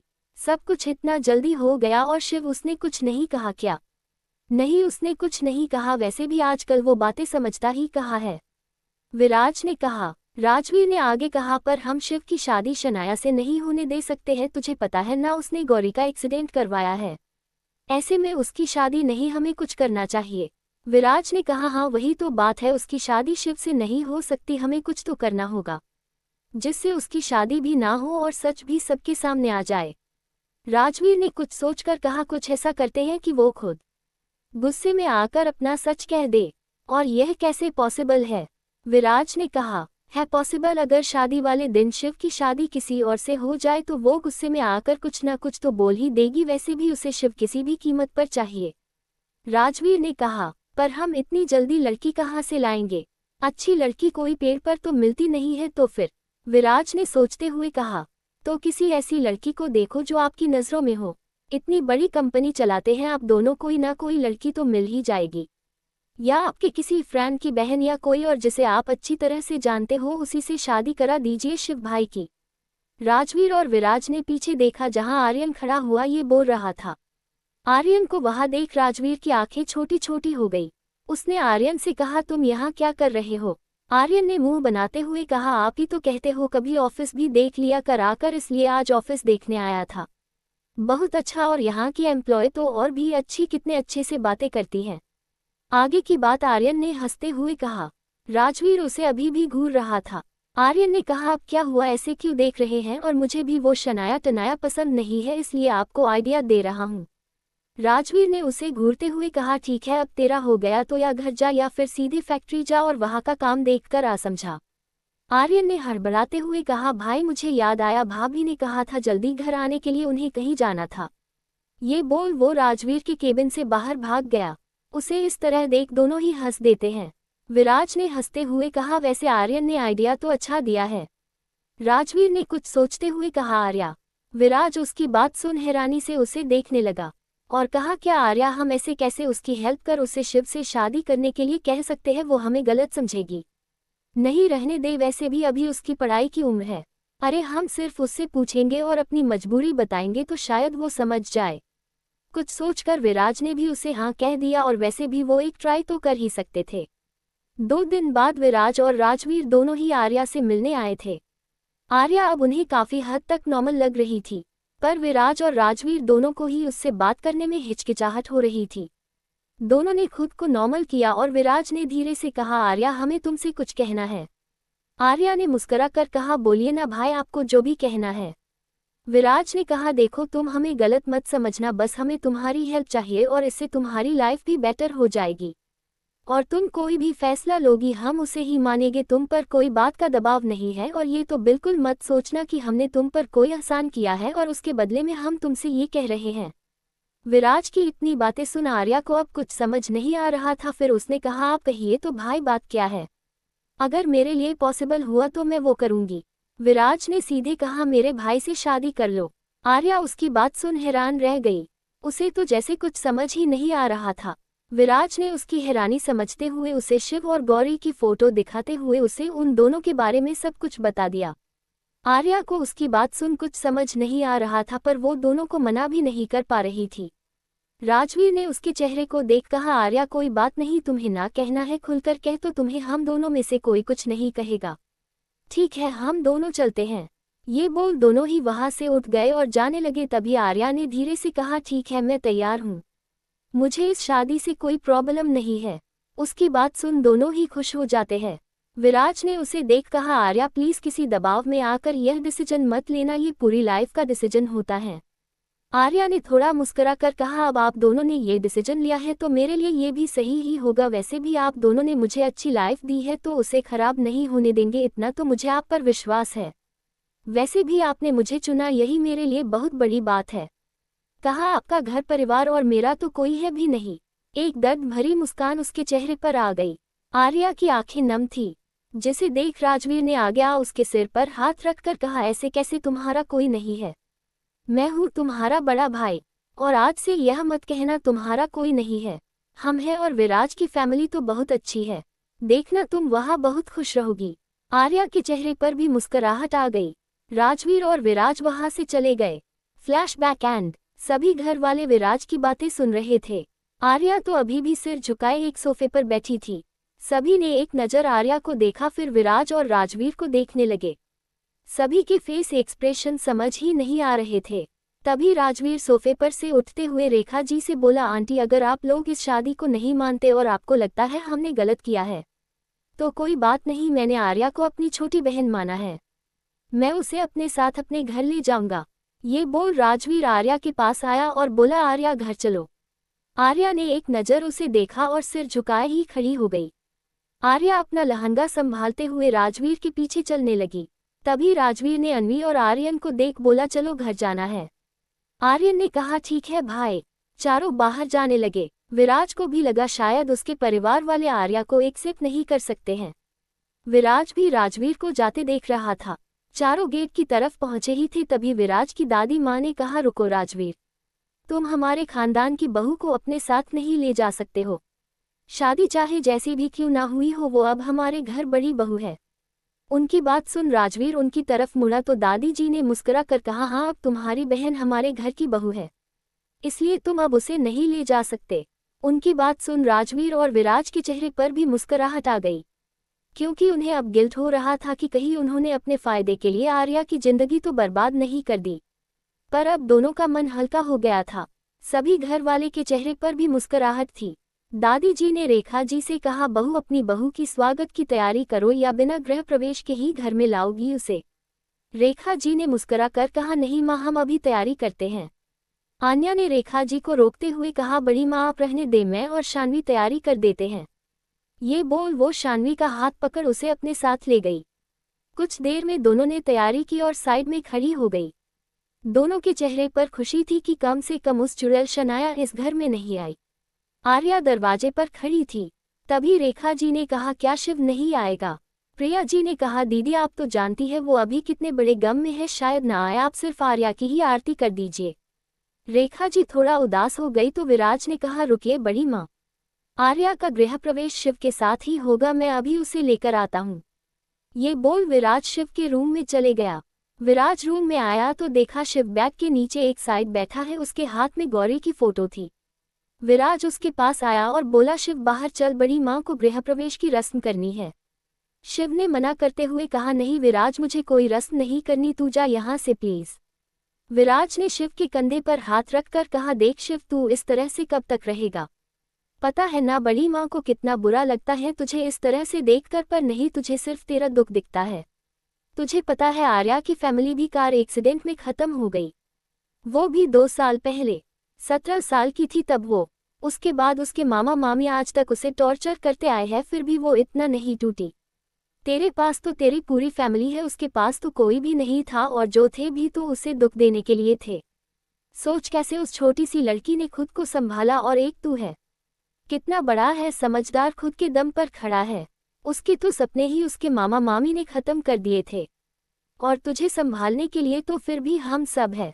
उसके बारे में सोच, उसने तो खुद को खुद ही संभाल रखा है अब तक। देख शिव, मैं तुझे यह नहीं कह रहा कि तू उसे इतनी जल्दी एक्सेप्ट कर ले, पर प्लीज उसे समझने की कोशिश तो कर। देख, तू अभी नीचे नहीं आया तो शायद उसे बुरा लग जाए। मुझे फर्क नहीं पड़ता कि किसी को बुरा लगे या अच्छा, शिव ने बिना भाव के कहा और अपने कपड़े निकाल वॉशरूम में चले गया। कुछ देर तक विराज ऐसे ही खड़ा रहा, फिर उसके रूम से बाहर निकल गया। वो जब नीचे आया तो सभी उसे देखने लगे। प्रिया जी ने कहा, विराज, शिव कहाँ है? अभी तक आया नहीं? तुम तो उसे बुलाने गए थे ना? विराज कुछ नहीं बोला और ऐसे ही चुपचाप खड़ा रहा। रेखा जी ने उसका चेहरा देखा, उन्होंने उदास होते हुए कहा, कोई नहीं, ऐसे ही करवा लेते हैं गृह प्रवेश की रस्म। वो जैसे ही आर्या की बड़ी तभी शिव भी वहां आया और आर्या के बगल में खड़े हो गया। हालांकि उसके चेहरे पर कोई खुशी नहीं थी, विराज की बातें उसके दिमाग से निकल ही नहीं रही थी। सभी शिव को वहां देख खुश हो जाते हैं। रेखा जी ने मुस्कुराते हुए दोनों को तिलक लगाया और दोनों की आरती उतारी। फिर आर्या को कलश गिराकर घर में आने को कहा। आर्या ने भी वैसा ही किया।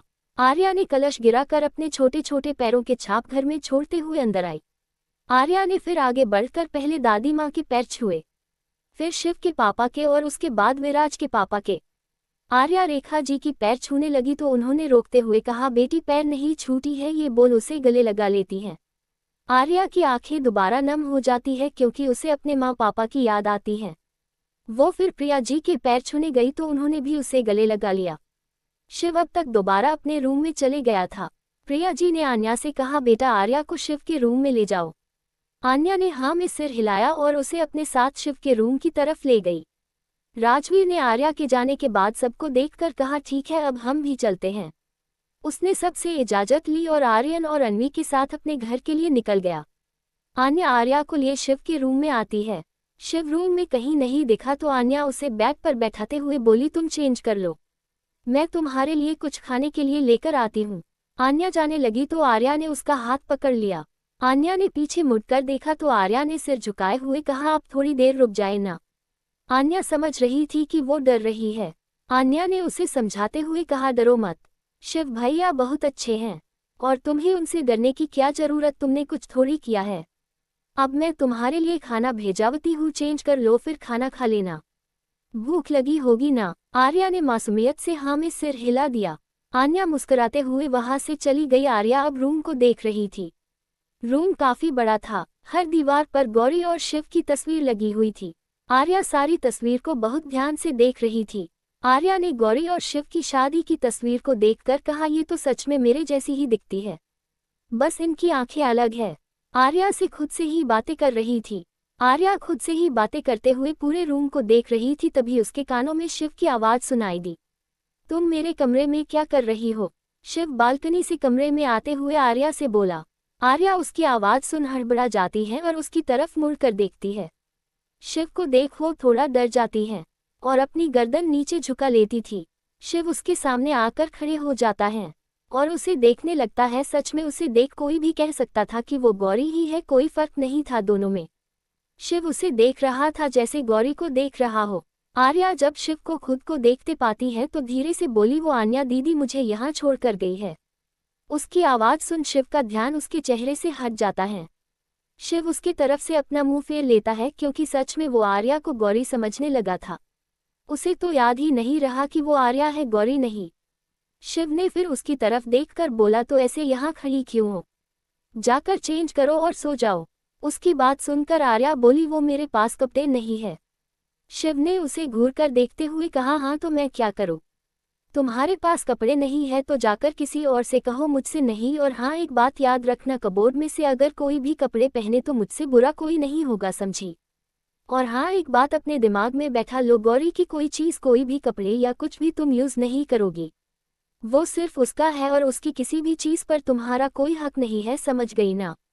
आर्या ने हाँ में सिर हिलाकर कहा, हाँ मैं उनकी कोई भी चीज़ नहीं लूंगी, और मुझे वैसे भी किसी की कोई चीज़ पर अपना हक जमाना पसंद भी नहीं है। आप फिक्र मत कीजिए, मुझे कुछ चाहिए भी नहीं। ये बोल आर्या अपना मुंह बंद कर लेती है। आर्या को इस तरह से जवाब देता देख शिव खुद से ही बोला, विराज तो बड़ा कह रहा था कि कुछ बोलती नहीं है, गौरी की तरह है बिल्कुल शांत, पर ये तो अभी से इतना बोलती है। वही आर्या खुद से कहती है, आन्यादी तो कह रही थी कि उनके शिव भाई बहुत अच्छे हैं, पर ये तो अभी से पता नहीं क्या क्या सुनाए जा रहे हैं, जैसे मैं तो इनका घर ही हड़पने आई हूँ। शिव कुछ बोलता तभी डोर नॉक होता है। शिव ने एक नज़र आर्या को देखा और डोर ओपन कर देता है। डोर पर आन्या खड़ी थी जो उन दोनों के लिए खाना लेकर आई थी। आन्या शिव को देख बोली, भाई वो मैं खाना लेकर आई थी।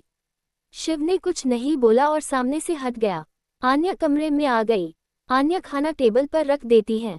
आर्या जब आन्या की आवाज़ सुनती है तो आन्या को देखती है। आन्या खाना जब टेबल पर रख देती है तो आर्या को देखती है जो उसे ही देख रही थी। आन्या ने उसे पूछा, क्या हुआ, कुछ चाहिए क्या? आर्या ने हाँ में सिर हिला दिया तो आन्या ने कहा, कहो मैं लाकर दे देती हूँ। आर्या ने शिव को एक नज़र देखा और आन्या से बोली, दी मेरे पास कपड़े नहीं है। आन्या ने बिना सोचे ही कहा, अंदर कबोर्ड में होंगे ना, उनमें से पहन लो। उसकी बात सुन शिव कुछ बोलता तभी आर्या ने कहा, नहीं दी, मैं वो कपड़े नहीं पहन सकती, प्लीज़ आप मुझे दूसरे कपड़े दे दीजिए। आर्या की बात सुन आन्या समझ जाती है कि शिव शायद नहीं चाहता कि आर्या गौरी के कपड़े पहने। वो आर्या को देख बोली, ठीक है तुम रुको, मैं अभी आई। ये बोल आन्या रूम से चली जाती है। शिव बेड पर बैठ फोन देखने लगता है। आर्या जो कब से इतना भारी लहंगा पहनी थी अब तक खड़े रह रह कर थक जाती है और यहाँ वहाँ देखने लगती है। फिर सोफे पर जाकर बैठ जाती है। वो वैसे भी काफी थक गई थी। शिव देख तो अपने फोन को रहा था पर उसकी नजरें बार बार आर्या पर जा रही थी। आर्या सोफे पर बैठे हुए ही अपना सिर का दुपट्टा निकाल देती है और अपने जुड़े को खोलने लगती है, पर वो अपने हाथ के चूड़े से बार बार परेशान हो रही थी। वो इरिटेट हो रही थी, इसलिए वो अपनी चूड़ियां निकालने लगती है। वो अपनी चूड़ियां निकाल रही है जिससे शोर हो रहा था। शिव जो उसे कब से देख रहा था उसने थोड़ा तेज आवाज में कहा, तुम कोई काम शांति से नहीं कर सकती? इतना शोर क्यों कर रही हो? अब थोड़ी भी आवाज ना तो रूम से बाहर फेंक दूंगा, समझी? आर्या उसकी बात सुन मुंह बना लेती है पर कुछ नहीं बोलती और ऐसे ही दोबारा अपनी चूड़ियां निकालने लगती है। वो ऐसे कर रही थी जैसे उसने शिव की बात सुनी ही नहीं थी। वो अपनी सारी ज्वेलरी निकालकर ड्रेसिंग टेबल पर रख देती है और सोफे पर बैठ जाती है। शिव दोबारा उसे गुस्से से घूर रहा था। काफी देर तक शिव आर्या को घूरते रहता है। तभी आर्या इरिटेट होते हुए बोली, क्या हुआ, मेरे फेस पर कुछ लगा है क्या जो आप मुझे घूरे जा रहे हैं? शिव ने अपनी एक आईब्रो चढ़ाते हुए बोला, मुझे कोई शौक नहीं है तुम्हें घूरने का। आर्या कुछ कहती तभी आन्या रूम का डोर नॉक करती है। आर्या जाकर डोर ओपन कर देखती है तो आन्या ने कहा, ये लो अभी पहन लो, कल तुम्हारे लिए कपड़े लेने जाएंगे, ठीक है? आर्या ने हाँ में सिर हिला दिया और आन्या मुस्कुरा कर चली जाती है। आर्या डोर बंद कर रूम में आती है और कपड़े लिए वॉशरूम में चली जाती है। शिव उसे जाते हुए देखता है, फिर दोबारा अपने फोन में कुछ करने लगा। कुछ देर बाद आर्या वॉशरूम से बाहर आई। उसने एक लाइट पिंक कलर की कुर्ती और प्लाजो पहना हुआ था। उसके बाल अभी गीले थे। वो अपने बालों को टॉवल से सुखाते हुए मिरर के सामने खड़ी हो जाती है। शिव उसे ही देख रहा था। आर्या टॉवल को रखकर सोफे पर बैठ जाती है क्योंकि उसे बहुत ज्यादा ही भूख लगी थी। वो खुद के लिए खाना सर्व करती है और खाने लगती है, पर जैसे ही वो पहली बाइट खाने जाती है उसकी नज़र शिव पर जाती है। वो अपना फोन देख रहा था। आर्या ने कुछ सोचा, फिर धीरे से कहा, सुनिए। शिव ने उसकी तरफ देखा और कहा, क्या? आर्या ने धीरे से कहा, वो आपने खाना नहीं खाया तो आप भी खाना खा लीजिए। उसकी बात सुन शिव ने कहा, नहीं मुझे भूख नहीं है। आर्या उसकी बात सुन बोली, पर आपने कुछ खाया ही नहीं है तो आपको भूख क्यों नहीं है? शिव ने उसे घूरते हुए कहा, तुम अपने काम से काम रखो, ज्यादा मुझसे अटैच होने की कोई जरूरत नहीं है और यह बीवी की तरह मेरी फिक्र करने की भी जरूरत नहीं है। आर्या ने फिर कुछ नहीं कहा और अपना खाना खाने लगती है और खुद से ही बोली, अब इसमें कौन सी बीवी वाली बात हुई, खाने के लिए तो कोई ऐसे भी पूछ लेता है। हाँ पर ये थोड़े अलग है ना, इसलिए ऐसे बोल रहे हैं। ना खाए मुझे क्या, मैं तो खाऊंगी, मुझे तो बहुत भूख लगी है। आर्या अपना खाना खा रही थी। उसने तो अब शिव को पूरी तरह से इग्नोर कर दिया था। शिव उसे घूरते हुए खुद से बोला, कैसी है ये? यह नहीं एक बार और पूछ लूं? अरे इंसानियत के नाते ही बोल देती कि खाना खा लो, पर नहीं, ये तो अकेले ही खाने लगी। शिव अपना सिरना में हिला देता है। आर्या ने फिर खाना खाते हुए शिव को देखा जो उसे देख रहा था, पर उसे खुद को देखता पा वो दोबारा अपने फोन को देखने लगता है। आर्या ने अपने मुंह में लिए निवाले को निगलते हुए कहा, आप खाना खा लीजिए। और ये तो बिल्कुल मत सोचिए कि मैं बीवी होने का हक जाता रही हूँ, मैं बस आपको खाने के लिए बोल रही हूँ। शिव अब कुछ नहीं कहता और आकर सोफे पर बैठ जाता है और खाना सर्व कर खाने लगता है।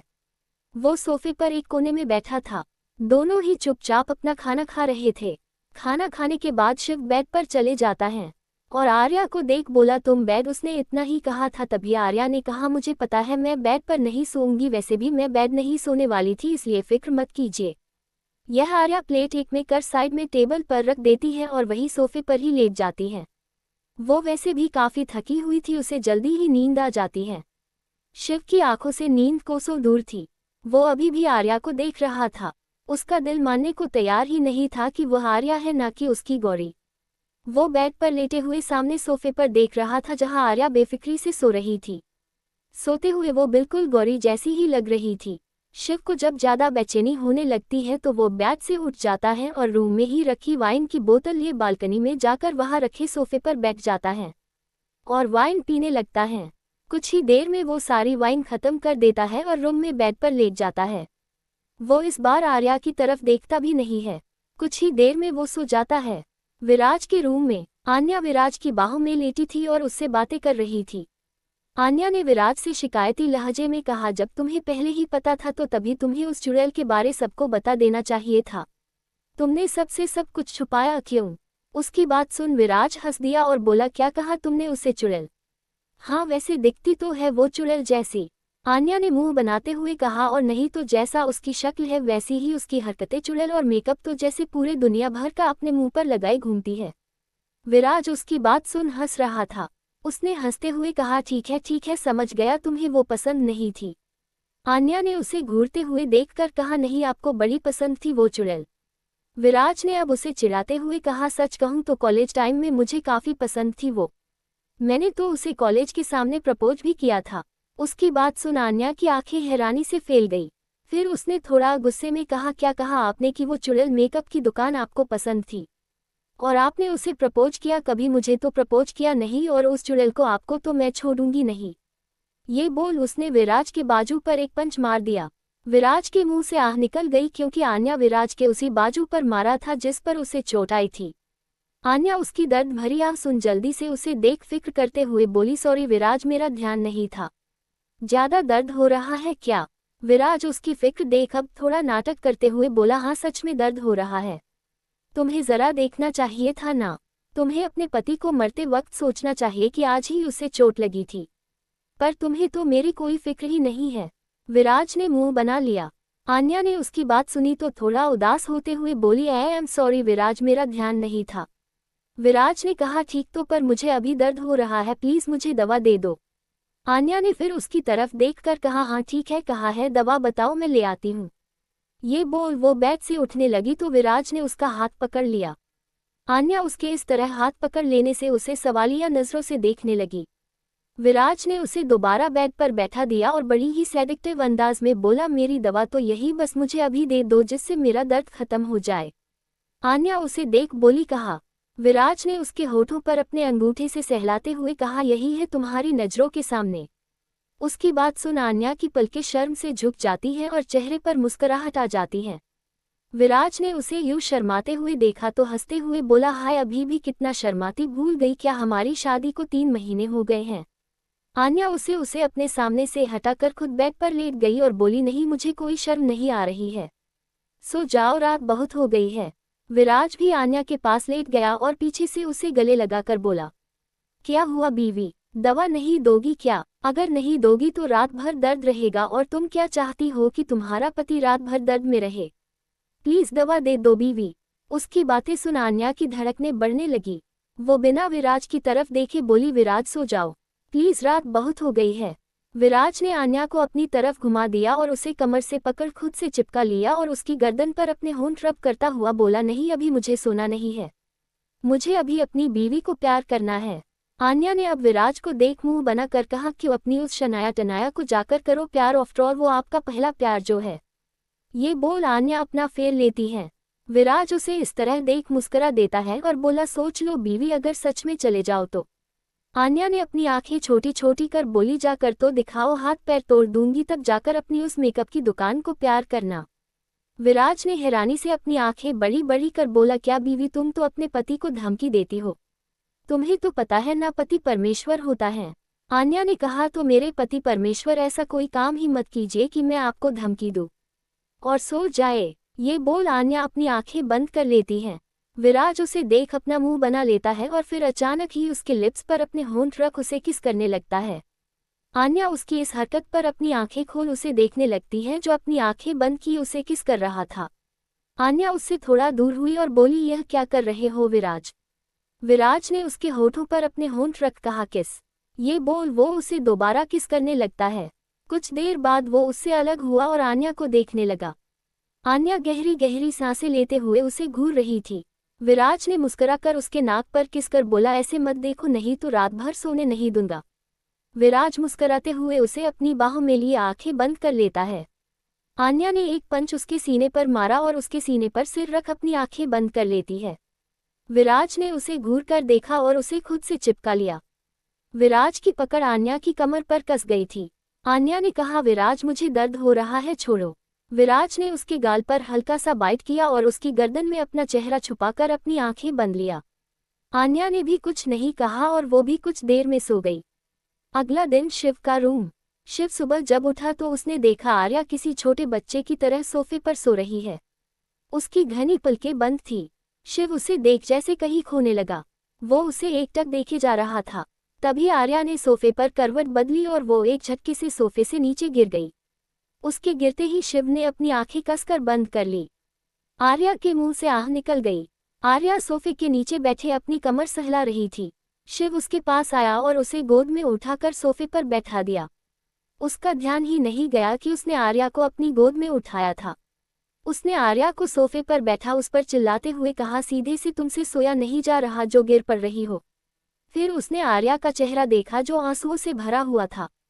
उसने कसकर अपनी आंखें बंद कर ली और फिर खुद को कंट्रोल कर बोला, सॉरी, तुम पे चिल्लाना नहीं चाहता था।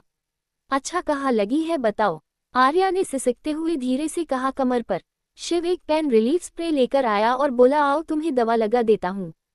उसकी बात सुन आर्या रोना छोड़ हैरानी से उसे देखने लगी। वो हकलाते हुए बोली, नहीं नहीं, मैं खुद लगा लूंगी, आप दे दीजिए। शिव ने उसे डटाते हुए कहा, कैसे खुद से लगाओगी, कमर पर चोट लगी है तो तुम खुद कैसे। ये बोलते हुए वो अचानक से रुक गया और बोला, सॉरी, ये लो खुद से लगा लो। ये बोल वो स्प्रे उसने आर्या को दिया और खुद उसकी तरफ पीठ किए खड़ा हो गया। आर्या ने खुद अपनी कुर्ती को कमर से थोड़ा ऊपर किया और दवा स्प्रे करने लगी, पर उसका हाथ बराबर पहुंच नहीं रहा था। उसने एक हाथ से अपनी कुर्ती को पकड़ रखा था। आर्या थोड़ा सा हिली तो उसकी कमर में फिर से दर्द हुआ। शिव उसकी तरफ पलट गया और उसे देखने लगा। उसे देखते ही आर्या ने अपनी कुर्ती ठीक की, तभी उसे फिर से दर्द हुआ। उसके मुंह से एक आह निकल गई। उसकी आह सुन शिव ने कहा, मैं लगा दूं। आर्या ने अपना सिर नीचे झुका लिया और स्प्रे उसे दे दिया। शिव ने आर्या से कहा, तुम अपनी कुर्ती को पकड़ लो, अपनी आंखें बंद कर लेता हूँ। आर्या ने वैसा किया। शिव उसके पास सोफे पर बैठा था। आर्या ने अपनी कुर्ती को फिर से कमर से ऊपर किया। शिव आंखें बंद किए बैठा था। उसने अपना हाथ उसके कमर पर रख दिया। आर्या ने कसकर अपनी आंखें बंद कर ली। उसकी छुवन से उसकी धड़कनें बढ़ने लगी थी। शिव ने उसकी कमर पर हाथ रख कहा, कहाँ दर्द हो रहा है। आर्या ने खुद को नॉर्मल कर कहा, थोड़ा नीचे राइट साइड में। शिव ने अपना हाथ वहां रख दिया और कहा, यहाँ। आर्या ने धीरे से कहा, हाँ। शिव ने वो स्प्रे उसे लगाया। कुछ ही देर में उसने दवा लगा उससे अलग हुआ। शिव सोफे से खड़ा हुआ और बोला, अब ठीक है। आर्या ने हाँ में अपना सिर हिलाकर। शिव ने अब उसे देखे बिना वहां से वॉशरूम में चले गया। कुछ देर बाद वो वॉशरूम से बाहर निकल रूम से बाहर चला गया और सीधा जिम में चला गया। आर्या ने शिव को जाते हुए देखा। कुछ देर बैठने के बाद उसे जब थोड़ा आराम मिला तो वह भी उठकर वॉशरूम में जाने लगी, तभी किसी ने डोर नॉक किया। आर्या डोर की तरफ आई तो सामने शान्वी खड़ी थी और मुस्कुराते हुए उसे देख रही थी। आर्या ने उसे देख कहा दी। शान्वी ने अंदर आते हुए मुस्कुराकर कहा भाभी आप मुझे दी मत कहिए। मैं शिव भाई से छोटी हूँ, बल्कि उनसे ही नहीं विराज भाई से भी छोटी हूँ, इसलिए आप मेरा नाम ले सकती हैं। आर्या ने धीरे से कहा हाँ पर आप मुझे बड़ी है ना, तो मैं आपका नाम कैसे ले सकती हूँ। उसकी बात सुन शान्वी ने अपना सिरना में हिला दिया और कहा भाभी पर आप रिश्ते में बड़ी है। अच्छा छोड़िए, आप मुझे शानू बोल सकती हैं। आर्या ने अपना सिर हाँ में हिला दिया। शान्वी ने कहा भाभी अब जल्दी से रेडी हो जाए, माँ आपको बुला रही है। आर्या ने कहा मेरे कपड़े। शान्वी ने कहा भाभी वही तो लाए हूँ, देखिए माँ ने आपके लिए ये साड़ी भेजी है, आप इसे पहन लीजिए। ठीक है अब मैं चलती हूँ। ये बोल वो जैसे ही जाने को हुई आर्या ने उसे रोकते हुए कहा शानू। शान्वी ने मुड़कर उसे देखा और मुस्कुराकर बोली बोलिए भाभी। आर्या ने धीरे से कहा वो मुझे साड़ी पहननी नहीं आती है, क्या आप मेरी हेल्प कर देंगी। शान्वी उसके पास आए और मायूस होते हुए बोली पर भाभी साड़ी तो मुझे भी पहनानी नहीं आती, आप एक करो आप शॉवल ले लो, तब तक मैं आन्या भाभी को बुलाकर लाती हूँ। आर्या ने कहा ठीक है मैं शॉवल लेकर आती हूँ। ये बोल वो वॉशरूम में चली जाती है। शान्वी भी रूम से बाहर चली जाती है। वही विराज के रूम में आन्या मिरर के सामने खड़ी तैयार हो रही थी और विराज उसे पीछे से गले लगा उसकी गर्दन पर किस करते हुए उसे परेशान कर रहा था। आन्या ने इयरिंग्स पहनी और विराज को खुद से दूर कर बोली विराज क्या कर रहे हो, छोड़ो मुझे अभी नीचे भी जाना है। विराज ने उसे कमर से पकड़ खुद के करीब खींचकर उसे खुद से चिपका लेता है। आन्या के हाथ विराज के सीने पर थे। विराज ने उसकी कमर पर अपनी पकड़ कसते हुए उसके चेहरे पर आ रहे बालों को पीछे कर बोला नहीं पहले मुझे किस चाहिए। आन्या ने उसके सीने पर मारते हुए कहा विराज कोई आ जाएगा, प्लीज छोड़ो डोर भी ओपन है विराज। विराज ने मना करते हुए कहा नहीं पहले किस। ये बोल वो आन्या को जैसे ही करने वाला था तभी शान्वी उसके रूम में बिना नॉक किए अंदर आ जाती है और बिना देखे ही बोली भाभी वो। उसने इतना ही कहा था तभी विराज और आन्या को इतने क्लोज देख जल्दी से पीछे मुड़कर बोली सॉरी भाई भाभी। विराज और आन्या दोनों उसे देख जल्दी से अलग हो जाते हैं। विराज उसे देख थोड़ा गुस्से में बोला शानू तुम नॉक करके नहीं आ सकती क्या। शान्वी दोनों की तरफ देख बोली भाई आप भी तो डोर लॉक कर सकते थे ना, और मुझ पर गुस्सा कर रहे हैं।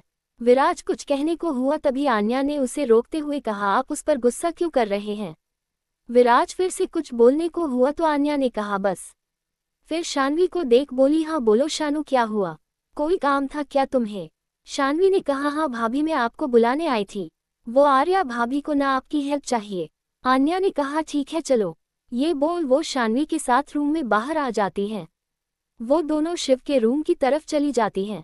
शिव का रूम। आर्या ब्लाउज और स्कर्ट पहने मिरर के सामने खड़ी थी और साड़ी पहनने की कोशिश कर रही थी। तभी रूम का डोर ओपन हुआ। आर्या ने बिना उस तरफ देखे कहा शानू तुम आन्या दी को ले आई क्या।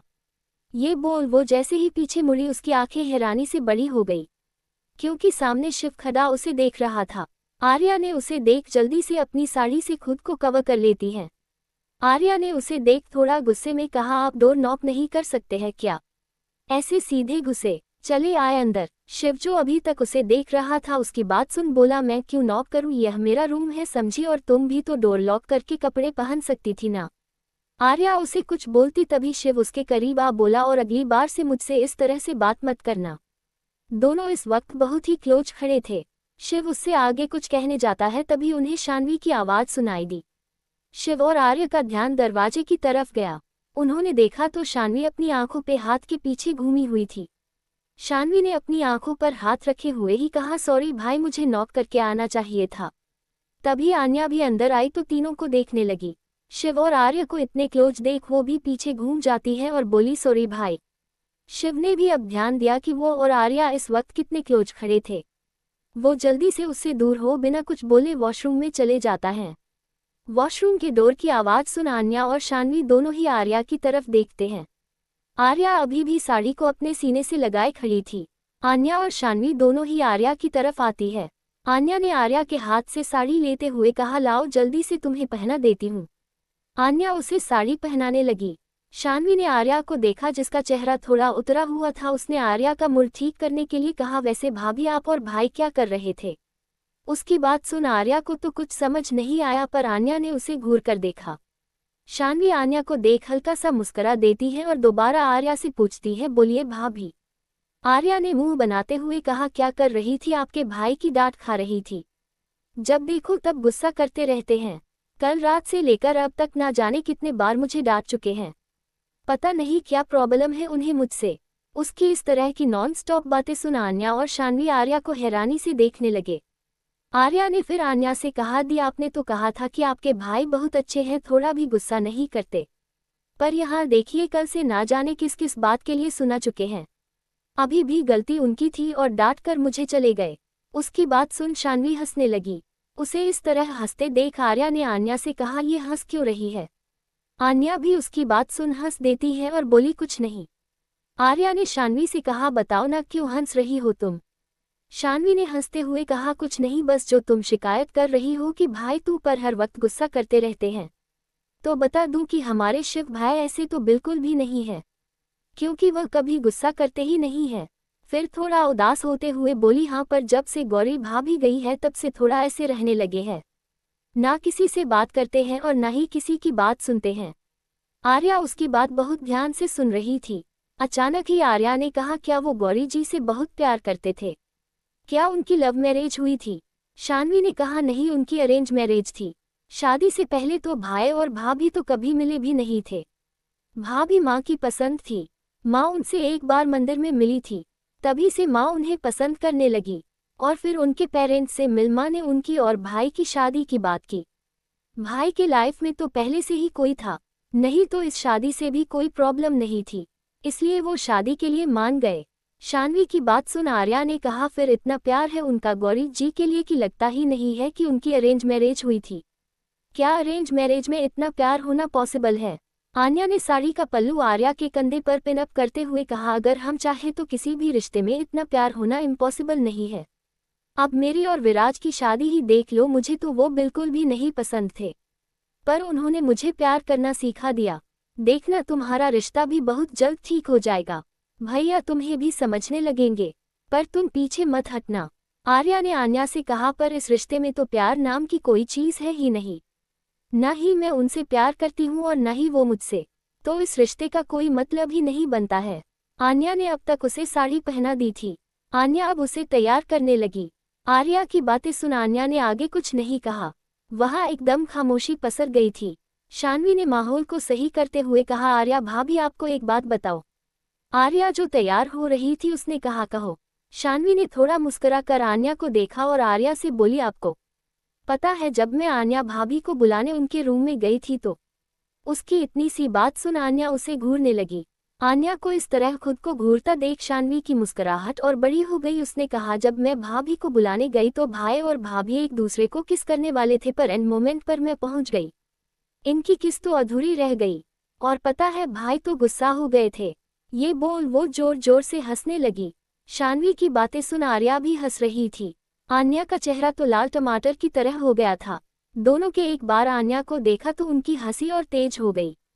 आन्या ने थोड़ा चिढ़ते हुए आर्या से कहा, तुम क्या हंस रही हो? तुम्हारी भी शादी हो गई है, और यह शानू की बच्ची, एक बार तेरी शादी हो जाए तब तुझे बताऊंगी। उसकी बात सुन आर्या और शान्वी दोनों ही शांत हो गए और एक बार फिर हंसने लगे। शान्वी ने हंसते हुए कहा, हाँ हाँ, जब मेरी शादी हो जाएगी तब मुझे बताना, पर फिलहाल तो अभी मेरी बारी है आपको तंग करने की। इतना बोल शान्वी दोबारा हंसने लगी। आन्या ने उसे अपनी आंखें छोटी छोटी कर देखकर कहा, भगवान करे तेरा पति तुझे बहुत परेशान करे। शान्वी ने कहा, अगर वो मुझे परेशान करेगा ना तो मैं उसे रूम से बाहर निकाल दूंगी। तीनों हंसी मजाक करते हुए आर्या रेडी हो गई। आन्या और शान्वी दोनों ही कार्य तैयार कर नीचे हॉल में ले आती है। उसके नीचे जाते ही शिव भी बाथरूम से बाहर आया और तैयार होने लगा। नीचे हॉल में जब सभी ने आर्या को देखा तो उन्हें ऐसा लगा जैसे सामने गौरी खड़ी हो। आर्या ने रेड कलर की साड़ी पहनी हुई थी, गोल्डन बॉर्डर, खुले बाल, हल्का सा मेकअप, आंखों में काजल, होठों पर रेड लिपस्टिक, कानों में ईयरिंग्स और गले में मंगलसूत्र और मांग में सिंदूर। आर्या इतने में ही बहुत खूबसूरत लग रही थी। प्रिया जी आगे आए और आर्या के गाल पर हाथ रख बोली, बहुत सुंदर लग रही हो। आर्या उनकी बात सुन हल्का सा मुस्कुरा देती है। विराज की दादी माँ ने कहा, रेखा बहू, प्रिया बहू, तुम दोनों ही आर्या से पहले मंदिर में दिया जलवा दो और उसे आशीर्वाद दिलवा दो। उसके बाद उसकी पहली रसोई की रस्म भी करवा दो। रेखा जी और प्रिया जी ने एक साथ कहा, जी माँ। दोनों ही आर्या को लिए मंदिर में चले गए। शानवी और आन्या भी उनके साथ चली जाती है। मंदिर में जाकर आर्या ने पहले दिया जलाया, उसके बाद हाथ जोड़कर प्रार्थना करने लगी। फिर पांचों एक साथ किचन में आ गई। रेखा जी ने आर्या को कुछ मीठा बनाने के लिए कहा और फिर प्रिया जी के साथ किचन से बाहर चली गई। अब किचन में सिर्फ आर्या, शानवी और आन्या रह गए थे। आन्या ने आर्या से कहा, तुम कुछ मीठा बना लो, बाकी का ब्रेकफास्ट में रेडी कर देती हूँ। आर्या ने कहा, नहीं मैं कर लूंगी, आप बस मुझे ये बता दीजिए कि किसे क्या पसंद है। आन्या ने आर्या को सभी की पसंद बताए। आर्या अब किचन में खाना बना रही थी। आन्या और शानवी उसकी हेल्प कर रही थी। तीनों ही आपस में बातें करते हुए काम कर रही थी और साथ ही हंस रही थी। आन्या ने शानवी से कहा, शानू अब तुम भी खाना बनाना सीख लो, क्योंकि बड़ी माँ बहुत जल्द तुम्हारी भी शादी करे देंगी। उसकी बात सुन शानवी अपना मुंह बना लेती है। शानवी ने थोड़ा नाराज होते हुए कहा, क्या भाभी आप भी मुझे यहाँ से भेजने के चक्कर में हो? मैं तो कहीं नहीं जाऊंगी और मुझे कोई शादी वादी नहीं करनी। उसकी बात आर्या और आन्या दोनों ही हंसने लगी। तीनों कुछ ही समय में काफी अच्छी दोस्त बन गई थी। कुछ ही देर में उन्होंने ब्रेकफास्ट रेडी किया। अरे डाइनिंग टेबल पर रख देती है। सभी घर वाले भी अब तक डाइनिंग टेबल पर पहुंच चुके थे, पर शिव नहीं आया था।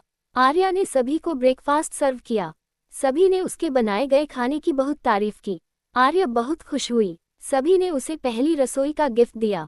विराज भी आज काफी दिनों बाद अपनी फैमिली के साथ बैठे ब्रेकफास्ट कर रहा था। तभी शिव भी वहां आया और बाहर की तरफ जाने लगा। विराज ने शिव को देखकर कहा, शिव ब्रेकफास्ट कर ले। शिव ने मना करते हुए कहा, नहीं मेरा मन नहीं है। तभी दादी माँ ने कहा, शिव ब्रेकफास्ट करके जाना। शिव और कुछ कहने को हुआ, तभी दादी माँ ने दोबारा कहा, शिव अब जाकर डाइनिंग टेबल पर बैठ गया। आर्या ने उसे भी ब्रेकफास्ट सर्व किया। शिव ने कुछ नहीं कहा और ब्रेकफास्ट करने लगा। आज शिव ने भी 1 महीने बाद अपनी फैमिली के साथ बैठकर ब्रेकफास्ट कर रहा था। उसे इस तरह देख सभी के चेहरे पर मुस्कुराहट आ गई। अब सभी चुपचाप अपना ब्रेकफास्ट कंप्लीट कर रहे थे। कुछ देर बाद शिव, विराज के बड़े पापा और पापा ऑफिस के लिए निकल जाते हैं। आन्या, आर्या और शानवी भी तीनों शानवी के रूम में जाकर बातें करने लगते हैं।